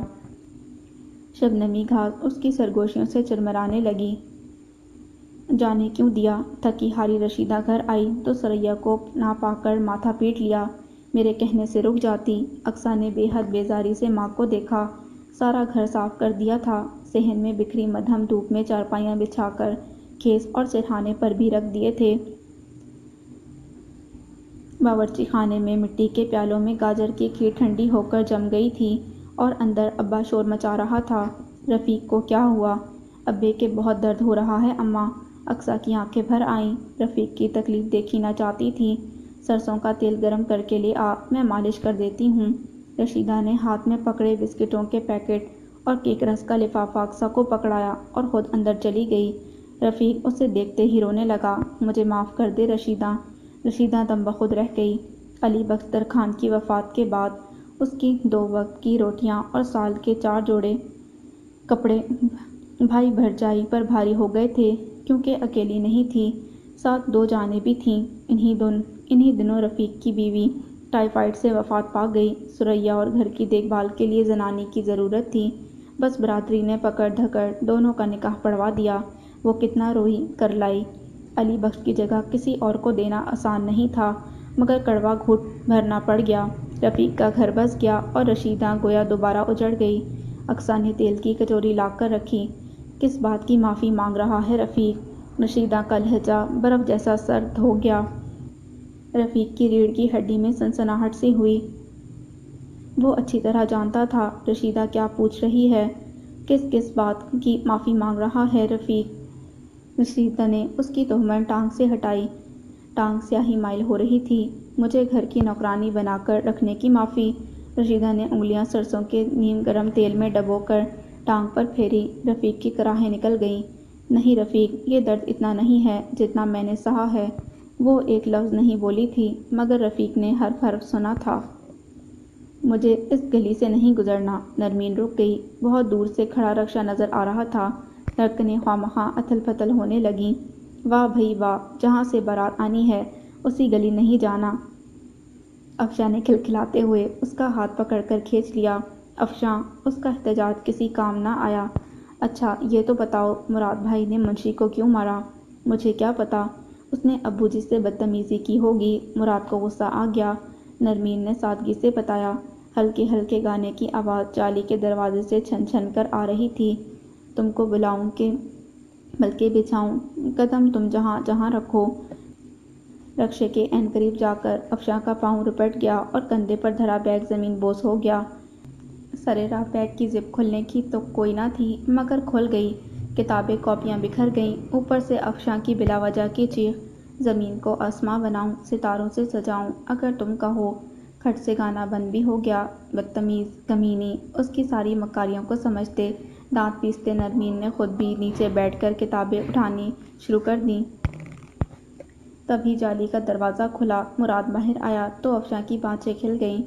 نرمین گھبرا کر کھڑی ہو گئی۔ نرمین کیسی ہو؟ سرمئی شلوار قمیص میں ملبوس وہ اس لمحے نعمت کی طرح ہتھیلیوں میں سمیٹنے آ گیا تھا۔ وہ افشاں کا بیگ گر گیا تھا۔ شکریہ افشاں۔ دانت نکالتی افشاں نے جیومیٹری باکس ہاتھ سے چھوڑ دیا۔ بیٹھی رہو، میں جا رہی ہوں۔ نرمین تیزی سے چل دی۔ اس سے زیادہ تیزی سے مراد گھوم کر عین اس کے سامنے آ گیا۔ میں کیا تمہیں کھا جاؤں گا؟ کسی نے دیکھ لیا تو اچھا نہیں ہوگا۔ نرمین نے جلدی سے دوپٹہ ٹھیک کیا۔ افشاں جلدی جلدی پنسلیں پین اکٹھے کرنے لگی۔ اتنا تو بتا دو، تمہارے گھر والوں نے کیا سوچا ہے؟ مجھے نہیں پتا۔ نرمین نے مدد طلب نگاہوں سے مڑ کر افشاں کو دیکھا۔ تم سے پوچھا تو انکار تو نہیں کرو گی؟ مجھ سے نہیں پوچھیں گے۔ وہ کترا کر گزری۔ کوئی امید بھی نہ رکھوں؟ مراد نے مڑ کر اسے جاتے دیکھا۔ وہ ایک لمحے کے لیے رکی، پھر تیزی سے چلی گئی۔ اسے چھوڑے مراد بھائی۔ افشاں اپنا بیگ سنبھالتی پاس آئی۔ مراد کا دل ڈوب گیا۔ شادی کی تیاری کریں۔ افشاں کی شوخ آواز پر مراد کا دل ڈوب کر ابھرا۔ تم سچ کہہ رہی ہو؟ ہاں نا، چاچا انور آج آپ کو جواب دیں گے، یعنی رشتہ پکا ہونے کی خوشخبری سنائیں گے۔ وہ عجلت میں کہہ کر نرمین کے پیچھے بھاگی۔ یاہو! خاموش گلی مراد کی جاندار آواز سے بھر گئی۔ دونوں ایک لمحے کو رکیں، پھر ہنستے ہوئے بھاگ گئیں۔ امی، آپ کو پتہ ہے نرمین کے لیے رشتہ آیا ہے؟ ہیں، یہ تو بڑی اچھی بات ہے۔ وہ بڑی فرصت سے کروشیا دھاگا لے کر صحن میں آ بیٹھی تھیں۔ بڑی بیٹی کے لیے ٹرے کور بنانا تھا۔ اس میں اچھی کی کیا بات ہے؟ فروخت کے لہجے میں ناراضی جھلکی۔ غریبوں کی بیٹیاں جتنی جلدی بیاہیں اتنا ہی اچھا ہے۔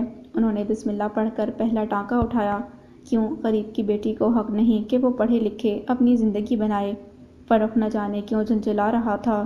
نرمین کون سا ڈاکٹر بن رہی ہے؟ زیادہ سے زیادہ ایف اے کرے گی، پھر تو شادی کرنی ہی ہے۔ ذرا یہ دھاگا کھولنا، نہ جانے کہاں پھنس گیا ہے۔ فروخت نے ان کے ہاتھ سے دھاگا لیا اور اپنی بات کا سرا ڈھونڈنے لگا۔ نرمین کی بات طے ہو گئی تو انہیں کچھ بستر بنوا دوں گی، بے چاروں کی امداد ہو جائے گی۔ امی، وہ مجھے اچھی لگتی ہے، فروخت نے دل کڑا کر کے کہہ دیا تو خدیجہ بری طرح چونک گئی۔ بیٹے کو بغور دیکھا تو دھاگے کو سلجھاتے خود الجھا لگا۔ اس عمر میں تو ساری لڑکیاں اچھی لگتی ہیں، افشاں تو نہیں لگتی۔ فروخت نے ترنت جواب دیا۔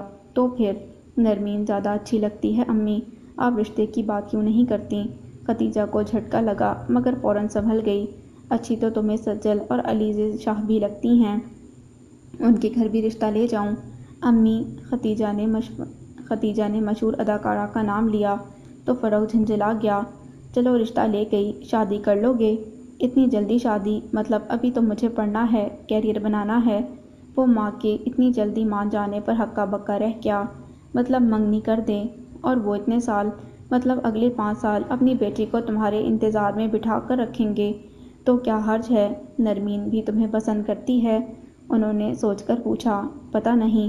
تو پھر بیٹا جی اپنے دل کو سنبھال کر رکھو، ان 5 سالوں میں تمہیں 5 لڑکیاں اور پسند آ جائیں گی۔ باقی رہ گئی نرمین تو اس کے ساتھ نہ تمہارا جوڑ ہے نہ ہی تمہارا خاندان کا، اس لیے اس بات کو یہیں لپیٹ دو۔ باپ کو پتہ چلا تو ہڈی پسلی ایک کر دے گا۔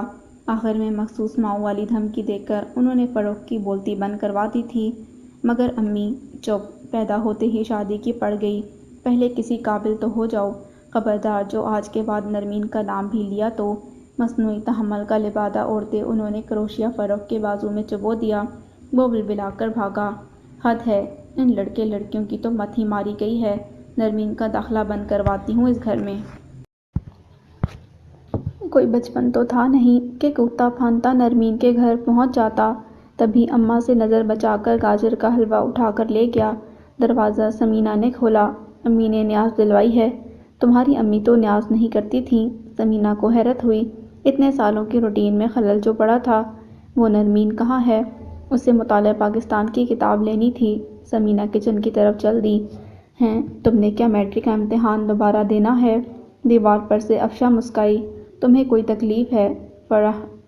فرح نے غصے سے اسے دیکھا۔ تکلیف میں کوئی ہنستا ہے؟ میں تو خوش ہوں۔ وہ زیادہ کھلکھلائی۔ ہر وقت ہنسنے والے پاگل لگتے ہیں، وہ بھی بے وجہ۔ میرے پاس تو وجہ ہے۔ دیوار پر دونوں کوہنیاں ٹکا کر وہ اوپر ہوئی۔ تمہاری شادی ہو رہی ہے، فرح نے طنز کیا۔ میری سہیلی کی ہو رہی ہے۔ چھت سے نیچے آتی نرمین نے سر پیٹ لیا۔ تمہارے سر سے؟ افشاں نے مزید گوہر افشانی کی۔ نرمین راضی ہے؟ فرح نے نرمین کو دیکھا۔ اس کے قدم سست اور چہرہ گلابی ہو گیا تھا۔ فرح کا دل ڈوب گیا۔ ہاں یہی سمجھو، اس کا چہرہ نہیں دیکھ رہے؟ اسے بھی مراد بھائی پسند ہیں۔ وہ دیکھ نرمین کو اور سوال افشاں سے کر رہا تھا۔ ایسے ویسے کوئی بولتی چلی جا رہی ہو؟ نرمین تیزی سے پاس آئی۔ وہ تو آیا تھا کہ نرمین سے کہے گا اس کا انتظار کرے۔ جب وہ کسی قابل ہو جائے گا تو صرف اسی سے شادی کرے گا۔ مگر نرمین کے چہرے کے رنگ، ہونٹوں کے کنارے مچلتی مسکان، وہ جیسے ابھی سے مراد کی ٹولی میں بیٹھ گئی تھی۔ وہ جس جوش کے ساتھ آیا تھا اسی سست روی سے پلٹا۔ مراد کو کوئی پیغام تو بھیج۔ افشاں مسلسل اسے اکسا رہی تھی۔ فرح نے دروازے کے پاس پلٹ کر دیکھا۔ وہ ان سے کہنا بی اے کے پرچے ضرور دیں، نرمین نے چٹپٹا کر کہا۔ ثمینہ ڈونگے میں مٹھائی بھر لائی تھی۔ مراد کی لائی مٹھائی؟ فرح نے ڈونگا کچن میں رکھا جہاں ختیجہ حلوہ ڈھونڈ رہی تھی۔ یہ کہاں سے آئی؟ نرمین کے گھر سے۔ وہ لبالب بھرتی آنکھیں چھپاتا کمرے میں بھاگ گیا۔ آہ، شکر ہے اللہ کا۔ ختیجہ نے سکون بھری سانس کھینچی اور ان رضائیوں کا حساب لینے لگی جو انہیں نرمین کے جہیز میں دینی تھیں۔ فرح، مراد نے اسے گھر کے دروازے پر ہی پکڑ لیا، ورنہ اس وقت وہ مراد کی شکل نہ دیکھنا چاہتا تھا نہ آواز سننا۔ یار تم سے ایک کام ہے۔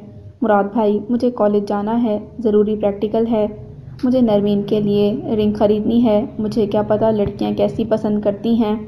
میں کون سا لڑکیوں کو رنگ گفٹ کرتا پھر رہا ہوں۔ مجھے کالج جلدی پہنچنا ہے۔ وہ اتنی رکھائی سے کہہ کر مڑا کہ مراد ہکا بکا رہ گیا۔ فرح کچھ دور جا کر مڑا۔ وہ چاہتی ہے آپ گریجویشن ضرور کریں۔ ہیں، اس لیے گریجویشن کر لیں مراد بھائی، شادی تو ہوتی رہے گی۔ فرح سپاٹ سے لہجے میں پیغام دے کر چلا گیا۔ خود رکشہ چلانا چاہتی ہے اور میں گریجویشن کروں؟ وہ بڑبڑاتا ہوا مڑا۔ نہ ناپ کا پتہ تھا نہ ڈیزائن کی پہچان، بہت سی انگوٹھیوں میں سے جو اچھی لگی لے لی۔ یہ غریب اس قابل نہیں ہوتے کہ ان کے ساتھ نرمی برتی جائے، کس نہیں دے تو ٹانگیں توڑ کے آنا۔ کونے میں بیٹھے انور حسین کو پسینہ آ گیا۔ وہ کب سے یہاں بیٹھا تھا کہ صبح صبح منشی کا پیغام آ گیا تھا اور اب منشی اسے کونے میں بٹھا کر یوں بھولا کہ انور حسین کو اپنا آپ وہ سیدھا رجسٹروں جیسا لگنے لگا۔ میں نے تو قسط جمع کروا دی تھی جی۔ جیسے ہی منشی کا فون بند ہوا انور حسین نے تیزی سے وضاحت کی۔ تجھے میں نے جتنی ڈھیل دینی تھی دے دی، وقت ختم ہو گیا تیرا۔ منشی نے خشمگی نگاہوں سے انور کو گھورا۔ صبح پورے پیسے کلیئر کر۔ صبح؟ انور ہکا بکا رہ گیا۔ پتہ تھا منشی تنگ کرے گا پر اس طرح۔ میں نے کیا انگریزی بولی ہے؟ منشی گرجا۔ اپنا ہونے والا سسر سمجھ کر لحاظ کر رہا تھا۔ اب مہلت ختم، صبح پیسے نہ ملے تو دکان نیلام کر دوں گا۔ منشی صاحب رحم کریں، میں کہاں سے دوں گا؟ انور گڑ گڑانے لگا۔ جا کر اپنے ہونے والے جوائی سے مشورہ کر اور نکل یہاں سے، دفعہ ہو، کمبخت۔ تجھے سر پر بٹھانے کی تیاری کر رہا تھا پر تیرے جیسے ٹھوکروں میں اچھے لگتے ہیں۔ منشی نے نفرت سے زمین پر تھوک دیا۔ انور حسین کی التجا گڑ گڑانا کچھ بھی کام نہ آیا۔ اس کو اٹھا کر باہر پھینک، لیچر ہوتا جا رہا ہے۔ ملازموں نے اسے دھکے دے کر باہر نکالا تھا۔ وہ لٹا پٹا سا گھر پہنچا تو ساری بات سن کر ثمینہ ٹھہر سی گئی۔ ہم کہاں سے لائیں گے؟ ابھی تک بس سود ہی اتار رہے ہیں، اصل رقم تو وہیں کھڑی ہے۔ وہ خود پیلا پھٹک ہو رہا تھا، بیوی کو کیا تسلی دیتا، اور سچ کہوں تو ابھی وہ اور ستائے گا۔ اسے پیسے نہیں، نرمین کا رشتہ چاہیے۔ ضد میں جو آ گیا ہے، ہمیں سڑک پر لے آئے گا۔ تو اپنی بے بسی پر بہتے آنسو رکتے ہی نہ تھے۔ تو کیوں روتی جا رہی ہے؟ میں ابھی زندہ ہوں، دکان نیلام ہوتی ہے تو ہو جائے، بیٹی نہیں دوں گا۔ ایک بات کہوں؟ ثمینہ نے دوپٹے کے پلو سے چہرہ صاف کیا۔ ہاں بولو۔ انور حسین تھک کر چارپائی پر لیٹ گیا۔ اس لڑکے کو بلا کر نرمین کا نکاح کر دیتے ہیں۔ اتنی جلدی؟ بیٹی عزت سے اپنے گھر کی ہو جائے، ہمیں اور کیا چاہیے؟ کھاتا کماتا ہے، نرمین کے جوڑ کا ہے، اور منشی سے کیا کہوں؟ کچھ دن کے لیے ٹال دو۔ نرمین رخصت ہو کر چلی گئی تو جو جی میں آئے کرتا رہے۔ بات تو ٹھیک ہے، میں آج ہی کاکے سے بات کرتا ہوں۔ مجھے کچھ دن کی مہلت دیں منشی صاحب، میں سوچ کر جواب دیتا ہوں۔ اس کا شکست خوردہ لہجہ۔ منشی خباثت سے ہنسا۔ جب تسلی نہ ہو تو خواہ پنگا نہیں لیتے انورے۔ چل ٹھیک ہے لے لے مہلت، پر اب کے جواب پکا چاہیے۔ پکا جواب ہی دوں گا منشی صاحب۔ انور نے سر جھکا لیا۔ وہ لڑکا تجھے کیا دے گا انورے؟ میں تیری اور تیرے بچوں کی زندگی بدل دوں گا۔ تیرے دونوں بیٹوں کی پڑھائی لکھائی کا ذمہ بھی میرا، کل کو کسی کام کاج پر بھی لگوا دوں گا۔ اور بیٹیاں ہوتی کس لیے ہیں؟ ماں باپ بھائیوں کا احساس کرنے کے لیے۔ لڑکی کو بٹھا کر سمجھا دینا، کپڑے لتے زیور کسی چیز کی کمی نہ ہونے دوں گا۔ عیش کرے گی عیش۔ منشی نے مستقبل کا پورا پروگرام ترتیب دے دیا تھا۔ انور حسین سر جھکائے پیچ و تاب کھاتا رہا۔ سچ کہہ رہے ہو کاکا؟ مراد بے اختیار اس کے گلے لگا۔ ابھی ہوٹل کھولا ہی تھا، چھوٹا کرسیاں میز درست کر رہا تھا جب کاکے نے مراد کو بلایا۔ وہ تو صرف رشتے کی ہاں کے چاؤ میں بھاگا آیا تھا، سامنے ہفت الکلیم کی دولت آ گئی تھی۔ شادی؟ مطلب کہ ڈائریکٹ شادی؟ ہاں یار، سیدھے سیدھے شادی۔ کاکا زور سے ہنسا۔ اب مجھے کیا کرنا ہوگا؟ تیاری کر اور کیا۔ انگوٹھی میں نے خرید لی، باقی کیا کروں؟ مراد ہونک ہو رہا تھا۔ کچھ پیسے دے نرمین کی ماں کو، وہ خود ہی تیری طرف سے بھی تیاری کر لے گی۔ بلکہ ایسا کر، گھر کی چابی پکڑا دے۔ کاکے نے کچھ سوچ کر مشورہ دیا۔ ہیں، اکیلے رہتے ہو، گھر میں ڈھنگ کے برتن تک نہیں۔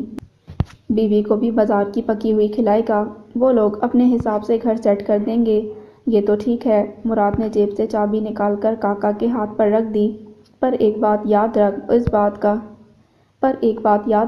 بات کا چرچا نہ ہو۔ وہ منشی ہاتھ دھو کر ان کے پیچھے پڑ گیا ہے۔ وہ صرف اپنی بیٹی بچا رہے ہیں، باقی تو نہ جانے کیا کیا بھگتنا پڑے گا۔ کاکا اداس ہو گیا۔ لگتا ہے منشی کی ناک ٹھیک ہو گئی ہے۔ مراد کو غصہ آ گیا۔ بات سن، ان دنوں اس سے دور رہنا، پیسے والا بھی ہے اور علاقے میں اثر و رسوخ بھی۔ کاکے نے لسانیت سے سمجھایا۔ دیکھ لوں گا۔ مراد نے لاپرواہی سے سر جھٹکا۔ گھر دیکھنے کے لیے ختیجہ خالہ کو بلایا تھا، سیانی عورت تھیں، اچھا مشورہ دیتیں۔ نرمین کی جلد شادی کی خوشی انہیں بے حد ہوئی تھی۔ بیٹے کی اتری صورت اور لبوں پر لگی چپ دکھائی دیتی تھی، مگر وہ اچھی طرح جانتی تھیں دونوں کی شادی ممکن نہیں۔ اکلوتے بیٹے کے حوالے سے بہت خواب دیکھ رکھے تھے، اور پھر ابھی وقت تو نہیں تھا۔ 2 کمرے، کچن، باتھ روم اور چھوٹے صحن پر مشتمل گھر، ایک پلنگ، ایک الماری، تھوڑا گزارے لائق صرف مراد کے سامان، اور کچن میں سنگل چولہا، چائے کے چند برتن، البتہ بریانی کے ڈبے اور جوس کے پیکٹ وافر مقدار میں موجود تھے۔ اسے پتہ تھا سسرال والے آ رہے ہیں۔ افشاں نے نرمین کے کان میں سرگوشی کی۔ بچے تو شوق میں بھاگے آئے تھے، اور نرمین کو افشاں بصد اصرار کھینچ لائی تھی۔ خالہ وہاں کون سا مراد بھائی ہوں گے، اسی لیے تو انہوں نے چابی بھیج دی ہے۔ ثمینہ متذبذب تھی، مگر ختیجہ نے کہا تو مان گئی۔ ثمینہ اور ختیجہ بیٹھ کر سامان کی لسٹ بنانے لگیں۔ تو یہ ہے وہ گھر جہاں ہماری نرمین مہارانی بن کر آئے گی۔ افشاں بریانی کا ڈبہ لے کر کمرے کی اکلوتی کرسی پر آ بیٹھی، پاؤں سامنے پلنگ پر رکھ لیے۔ تم بھی کھا لو، اسپیشل تمہارے لیے ہی تو رکھی ہے اس نے۔ بچے آپس میں جوس کے ڈبے بانٹنے لگے۔ مجھے لڑکا بڑا فراخ دل لگ رہا ہے، گھر بھی اچھا ہے، ختیجہ ثمینہ سے کہہ رہی تھی۔ نرمین مسکرا کر کمرے میں رکھی کتابیں دیکھنے لگی۔ پتہ نہیں اس نے BA کے پیپر کیوں نہیں دیے۔ نرمین نے کورس کی کتاب اٹھا کر واپس رکھی۔ کوئی بات نہیں، شادی کے بعد تم میٹرک کر لینا، وہ BA کر لے گا۔ نرمین نے اس کی بات کا جواب نہ دیا۔ اس کی توجہ کتابوں کے ساتھ رکھے لکڑی کے کھلونے پر تھی۔ وہ گدھا تھا اور پیچھے ریڑھی اس کے پہیے بھی تھے۔ جیسے گاؤں میں بچے عام طور پر لکڑی کے کھلونوں سے کھیلتے ہیں۔ کھلونا پرانا تھا اور مراد نے اب تک سنبھال کر رکھا تھا۔ نرمین نے کھلونا ہاتھ میں لیا، تبھی باہر رکشے کی مخصوص آواز سنائی دی۔ نرمین کے ہاتھ سے کھلونا نکل گیا، گرا اور پہیہ الگ ہوا، پلنگ کے نیچے چلا گیا۔ ہائے اللہ، یہ تو مراد بھائی آ گئے۔ افشاں بوکھلا کر کھڑی ہوئی تو نرمین پہیے کی تلاش میں نیچے بیٹھی۔ افشاں نے جلدی سے جالی کا دروازہ کھول دیا۔ پہیہ ہاتھ میں لے کر نرمین تیزی سے کھڑی ہوئی۔ مراد بھائی، آپ یہاں کیا کر رہے ہیں؟ میں تو بس یہ دینے آیا تھا۔ مراد کے ہاتھ میں فروٹ کے شاپر تھے۔ اس کے وہم و گمان میں بھی نہ تھا کہ وہ اپنے سامنے اپنے کمرے میں نرمین کو دیکھے گا۔ لائیں مجھے دیں۔ افشاں نے جلدی سے شاپر لیے۔ اسے ہر صورت دوسرے کمرے میں دونوں خواتین کو روکنا تھا۔ کیسی ہو؟ مراد پزل تھا تو نرمین کے ہاتھ پسینے پسینے ہو گئے۔ یہ پتہ نہیں کیسے ٹوٹ گیا۔ مراد نے پاس آ کر اس کے ہاتھ سے کھلونا لے لیا۔ یہ میرے ابا جی کی نشانی ہے، مجھے معاف کر دیں۔ ہلکے سبز دوپٹے کو کھینچ کر ماتھے تک لائی، گھبرائی شرمائی۔ وہ اتنا قریب کھڑی تھی کہ مراد اسے فرصت سے دیکھ سکتا تھا، مگر اتنی فرصت تھی کہاں۔ خالی جوس کے ڈبے میں پھونکے مارتے طلحہ اور حذیفہ بھاگتے ہوئے آئے۔ مراد بھائی جان، مراد دبک کر پیچھے ہوا۔ نرمین نے نکلنا چاہا کہ مراد نے فوراً کارنرز پر ہاتھ رکھ دیا۔ جا کے رکشے میں بیٹھو، چکر لگوا کر لاتا ہوں۔ دونوں بھاگ کر باہر نکلے۔ مراد نے مڑ کر نرمین کو دیکھا۔ تمہارے لیے اس گھر کو پھولوں سے سجا دوں گا، کچھ اور چاہیے تو بولو۔ راستہ؟ وہ منہ ہی منہ میں مدمدائی۔ مراد نے ہنس کر ہاتھ ہٹا لیا۔ نرمین تیزی سے اندر کی طرف بھاگی۔ مراد باہر کی طرف لپکا، جہاں حذیفہ اور طلحہ نے جوس کے خالی ڈبے رکشے کے پہیوں کے سامنے رکھ دیے تھے۔ کہاں جانا ہے بچوں؟ پارک، پھر سنبھل کر بیٹھو۔ جیسے ہی رکشہ چلا، جوس کے ڈبے پٹاخ پٹاخ پھٹے۔ ایک لمحے کو گھبرا کر مراد نے رکشہ روکا۔ بچے منہ پر ہاتھ رکھ کے رکشے کی سیٹ پر اوندھے ہو گئے۔ پھٹے ہوئے جوس کے ڈبے دیکھ کر مراد کو بھی ہنسی آ گئی۔ تجھے یاد ہے رفیق، جب تو نے میرے بچوں کو مار مار کر بھوسے والی کوٹری میں بند کر دیا تھا اور میں تیرے پیروں میں پڑی رحم کی بھیک مانگتی تھی؟ اس کی نرم پوریں تیل میں بھیگی رفیق کی زخمی ٹانگ سہلاتی تھیں اور وہ بند لبوں سے اپنے زخم کو ریتتی، اور تمہاری ٹھوکر نے میرے دانت ہلا دیے تھے۔ تو بولتی کیوں نہیں ہے رشیدہ؟ رفیق نے دہائی دی۔ میں اب تک بولی نہیں۔ رشید نے حیرت سے ہاتھ روک کر رفیق کو دیکھا۔ وہ تو کب سے اپنے بین سن رہی تھی، پھر رفیق کو سنائی کیوں نہ دیے؟ مجھے ہسپتال لے کر چل رشیدہ، رفیق نے التجا کی۔ ہسپتال والے پیسے مانگتے ہیں؟ رشیدہ کا لہجہ سپاٹ تھا۔ میرے پاس تو بہت پیسے تھے، رفیق کی ذہنی روح بھٹکی۔ پھر بھی تو میرے بچوں کی چنگیڑ سے روٹی اٹھا کر بھینس کے منہ میں دے دیا کرتا تھا۔ نہ جانے رشیدہ کا ہاتھ کہاں پڑا تھا کہ رفیق کی چیخیں نکل گئیں۔ رشیدہ نے گھبرا کر ہاتھ ہٹایا۔ گھٹنے کے عین اوپر اٹھنی کے برابر سیاہ دھبا تھا۔ اقصیٰ بھاگتی ہوئی آئی۔ یہ دیکھ، وہی ہے۔ اقصیٰ کی آنکھیں خوف سے پھیل گئیں۔ ایک ایسا دھبا انگوٹھے کے نیچے نمودار ہوا تھا تو انگوٹھے کی ہڈی نکالنی پڑی تھی۔ اماں، ہاتھ مت لگانا۔ اقصیٰ نے گھبرا کر رشیدہ کا ہاتھ پکڑا تو رشیدہ نے خاموشی سے رفیق کی ٹانگ چادر سے ڈھانپ دی۔ باہر کرم داد کی ماں تاجاں آوازیں دے رہی تھی۔ رشیدہ خشک ہونٹوں پر مسکراہٹ سجائے پذیرائی کو بڑھی۔ فرخ، ذرا ادھر آنا۔ وہ کرسی پر چڑھی الماری پر سے نہ جانے کیا اتارنے کی کوشش میں مصروف تھی۔ فرخ باہر جانے کو تیار تھا، کمرے کی طرف مڑ گیا۔ جی امی۔ بیڈ پر دبکے اور مکیش کے کام والے جوڑے پڑے تھے۔ یہ کیا ہے؟ تمہاری بہنوں کی شادیوں پہ بچ گئے تھے، سوچا نرمین کو سلوا دوں، خواہ ٹرنک بھر کے رکھنے کا فائدہ۔ یہ سوٹ کیس تو اتار دو، کوئی مردانہ سوٹ مل جائے تو سمینہ داماد کو لگا دے گی۔ ان بیچاروں کی تو اتنی وصلی ہی نہیں کہ جو لوگ بارات میں آ رہے ہیں انہیں کھانا ہی کھلا دیں۔ فرخ نے سوٹ کیس اتار کر بیڈ پر رکھ دیا۔ اس کے کندھے پر ہاتھ رکھ کر اترتی خدیجہ نے بغور بیٹے کی اتری صورت کو دیکھا۔ دل ڈوب سا گیا، مگر لہجہ سرسری سا ہی تھا۔ تم نے بتایا ہی نہیں، نرمین کی شادی تمہارے سر مراد سے ہو رہی ہے؟ وہ تو پڑھا لکھا لڑکا تھا، رکشہ کہاں سے چلانے لگا؟ اس نے کون سا پی ایچ ڈی کر لی تھی؟ سمپل بی اے کو کون نوکری دیتا ہے؟ اس نے تو پرچے بھی نہیں دیے۔ فرخ نے اندر کی کھولن باہر نکالی۔ چلو اچھا کماتا تو ہے نا؟ پتہ نہیں نرمین کو اس میں نظر کیا آیا۔ اس کی کون سی محبت کی شادی ہے؟ گھر والوں نے رشتہ طے کر دیا۔ اس نے اچھی بیٹی کی طرح سر جھکا دیا۔ خدیجہ نے سوٹ کیس کھنگالنا شروع کیا۔ جلد ہی آسمانی کاٹن کا مردانہ سوٹ مل گیا۔ کچھ اور چیزیں بھی جو سمینہ کے داماد کے کام آ سکتی تھیں، سفید نیا تولیہ، بنیان اور جرابیں جو وہ فروخت کے لیے لائی تھی اور رکھ کر بھول گئی، شاید اسی دن کے لیے 4 جوڑے، 2 شنیل کی رضائیاں اور ڈنر سیٹ۔ اب اس سے زیادہ تو مجھ میں بھی ہمت نہیں ہے۔ وہ خود ہی حساب لگا رہی تھی، فروخت بیزاری سے باہر نکل گیا۔ ختیجہ نے مڑ کر تعصب سے اسے دیکھا اور خود کو تسلی دی، وقت کے ساتھ سنبھل جائے گا۔ ہے نرمین، تمہاری شادی اتنی جلدی؟ نمبردار صاحب کی بہو کو یہ بات ہضم نہیں ہو پائی تھی۔ جی بس اچانک ہی۔ نرمین اداس ہو گئی۔ بچوں کے ساتھ اس کا دل لگ گیا تھا۔ لگتا ہے ماں نے خوب جہیز جمع کر لیا تھا، تبھی تو ادھر اچھا رشتہ ملا، ادھر شادی کا سوچ لیا۔ وہ مسکرائی۔ غریب کی بیٹی کا جہیز نہیں ہوتا باجی، غریب کی بیٹی کا بس نصیب ہوتا ہے، اسی کے سر پر بستی اور اسی کے سر پر اجڑتی ہے۔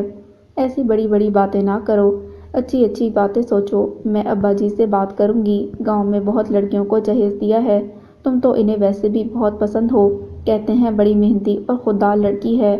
اس کی ضرورت نہیں باجی، جو میرے نصیب میں ہے مل ہی جائے گا۔ بس آپ سے کہنے آئی تھی، اب پڑھانے نہیں آ سکوں گی۔ مجھے کتنی تسلی تھی نرمین، بچے بھی تم سے اٹیچ ہو گئے تھے۔ وہ اداس ہو گئیں۔ دادا جی کہاں گئے ہیں؟ ظہر کی نماز پڑھنے گئے ہیں، میرا سلام کہیے گا۔ نرمین کھڑی ہو گئی۔ رکو نمو، باجی اسے روک کر خود اندر چلی گئی۔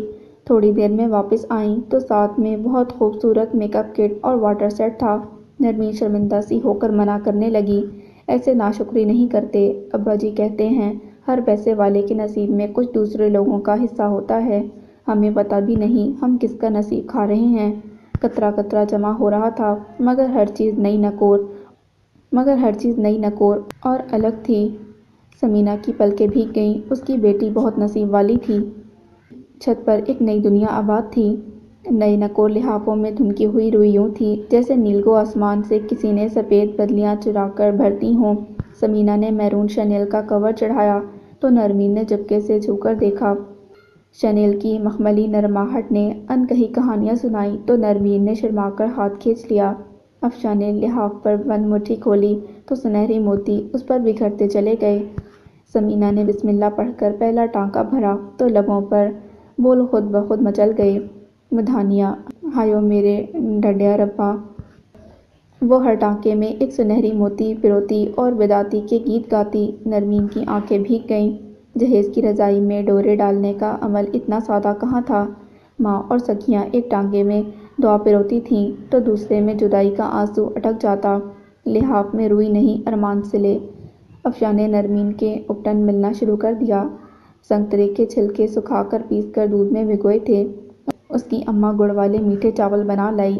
یہ شگن تھا، جس دن لحاف سیے جاتے، سکھیاں میٹھا بنا کر لاتی تھیں، انہوں نے نوالا بنا کر خود نرمین کے منہ میں ڈال کر شگن پورا کیا تھا۔ ثریا گھر اس وقت آئی جب تاجا نے ٹھنڈی کھیر کھا کر چائے کے ساتھ بسکٹ بھی لے لیے تھے۔ اس کے پیلے چوڑے پر ہری گھاس کی لکیریں تھیں اور لبوں پر کھلکھلاہٹیں۔ وہ بے وجہ ہنستی تاجا کے پاس بیٹھ کر کھیر کھانے لگی۔ رشیدہ بے بسی سے ثریا کے تیور دیکھتی رہی۔ عورت تو نام ہی بھید بھری بھول بھلیوں کا ہے، وہی اس کی کشش ہے، وہی اس کا اصرار۔ جس عورت کو ہر کوئی پڑھ لے وہ کس کام کی، جیسے گلی کے نکڑ پر گرا پھٹا اخبار کا کوئی صفحہ۔ شرم و حیا کے معاملے میں تو قدرت نے بھی کوئی چھوٹ نہ رکھی تھی، تو تاجا کیا رکھتی، نہ جانے کون سی چھٹی حس تھی کہ وہ گھن کھا کر بنا رشتے کی بات کیے اٹھ گئی۔ رشیدہ کا رنگ پیلا پڑ گیا، جیسے آخری موقع ہاتھ سے نکل گیا ہو۔ ثریا نے کٹوری میں انگلی پھیر کر چاٹتے ہوئے اقصیٰ کی حیران صورت دیکھی تو ایک لمحے کو شدید بے عزتی کے احساس نے اسے کاٹ کر رکھ دیا۔ اس نے کٹوری اٹھا کر دور ماری، وہ نلکے سے ٹکرا کر ٹکرا ٹیکرا ہو گئی۔ ہاں، کہاں گیا تیرا رشتہ؟ تاجا رشتہ لے کر آ رہی تھی تو منہ میں گھنگھنیاں ڈال کر کیوں چلی گئی؟ جا کر دیکھ ثریا، وہ رشتہ تو مالٹے کے باغ میں کسی درخت کے نیچے دفن کر کے آئی ہے۔ رشیدہ پھٹ پڑی، تیری سمجھ میں کیوں نہیں آتا؟ کوجے سے کوجا مرد بھی اس عورت کو گھر بٹھاتا ہے جس کی شرافت کی قسم زمانہ کھائے۔ تو نے کس کس کا نام اپنے نام کے ساتھ نہ جوڑا؟ جھوٹ بولتے ہیں سارے کے سارے۔ ثریا رونے بیٹھ گئی۔ آج تو بھی جھوٹ کی اوڑھنی اوڑھ لیتی، کمبخت، تو تیرا بھی گھر بس جاتا۔ رشیدہ نے اس سے زیادہ اونچی آواز میں رونا شروع کر دیا۔ اقصیٰ کی سمجھ میں نہ آیا دونوں میں سے اسے کس کا ساتھ دینا ہے۔ تو بیزاری سے بیٹھ کر بچی ہوئی کھیر کھانے لگی۔ میں مر گیا ہوں کمبختو، جو بیڑے میں بیٹھ کر بین ڈالنے لگی ہو۔ اندر رفیق کی دعائیاں شروع ہو گئی تھیں۔ فرخ رکشے نے کالے بلے کی طرح موڑ پر اس کا راستہ کاٹا۔ فرخ رکنا نہیں چاہتا تھا مگر رکنا پڑا۔ مروت بھی تھی اس میں، کھل کر اپنی کیفیت اور احساسات بیان نہیں کر پاتا تھا، ورنہ صاف کہہ دیتا۔ وہ اب مراد کی شکل بھی نہیں دیکھنا چاہتا۔ یار کہاں ہو؟ ملتے ہی نہیں، مراد نے اس کے سامنے آ کر کہا۔ مصروف ہوتا ہوں مراد بھائی، اتنے مصروف کہ بھائی کے نکاح میں بھی شرکت گوارا نہیں۔ فرخ نے اسے غور سے دیکھا۔ صاف ستھرا لباس، نکھرا چہرہ، لگتا تھا اپنا خیال رکھنے لگا تھا۔ اس کی نظروں کے سامنے نرمین اور مراد کا چہرہ گٹمٹ ہونے لگا۔ دونوں کتنے خوش اور مطمئن تھے۔ جو چاہا قسمت نے کتنی آسانی سے ان کے نصیب میں لکھ دیا تھا۔ فرخ کے اندر اشتعال کی لہر ابھری، بس کسی کو پتہ نہ چلے۔ کیوں؟ فرخ چونکا۔ یار اب تم سے کیا پردہ، وہ منشی اکرم ہے نا؟ ہاتھ دھو کر نرمین کے پیچھے پڑ گیا ہے۔ کیوں؟ فرخ نے تحیر سے پوچھا۔ بس خبیث روح ہے، بیوی بیمار ہے تو دوسری شادی کرنا چاہتا ہے۔ چلو کر لے، مجھے کیا اعتراض، پر کسی بیوہ، کسی غریب طلاق یافتہ بڑھتی عمر کی لڑکی کو سہارا دے دے۔ مگر نہیں، بڈھے کی نظر بھی تو نرمین پر۔ وہ تو مجھے آپ پہلے ہی بتا چکے ہیں۔ فرخ نے جھنجھلا کر بات کاٹی۔ مگر اب کیا مسئلہ ہے؟ اب تو نرمین کی شادی آپ سے ہو رہی ہے۔ وہ پیچھے پڑ گیا ہے، دھمکیاں دے رہا ہے۔ چاچا بہت ڈر گئے ہیں، اسی لیے بس منشی تک یہ خبر نہ پہنچے، باقی سب خیر ہے۔ مگر تم وقت پر آ جانا، بارات تو کیا لے جانی ہے، بس یہی 4 دوست ہوں گے۔ آ جاؤں گا، فرخ الجھا سا تھا۔ بس پھر یاد رکھنا۔ مراد تاکید کرتا گھر پہنچا تو اس کا محدود سا سامان گھر سے باہر تھا۔ وہ ششدر سا رہ گیا۔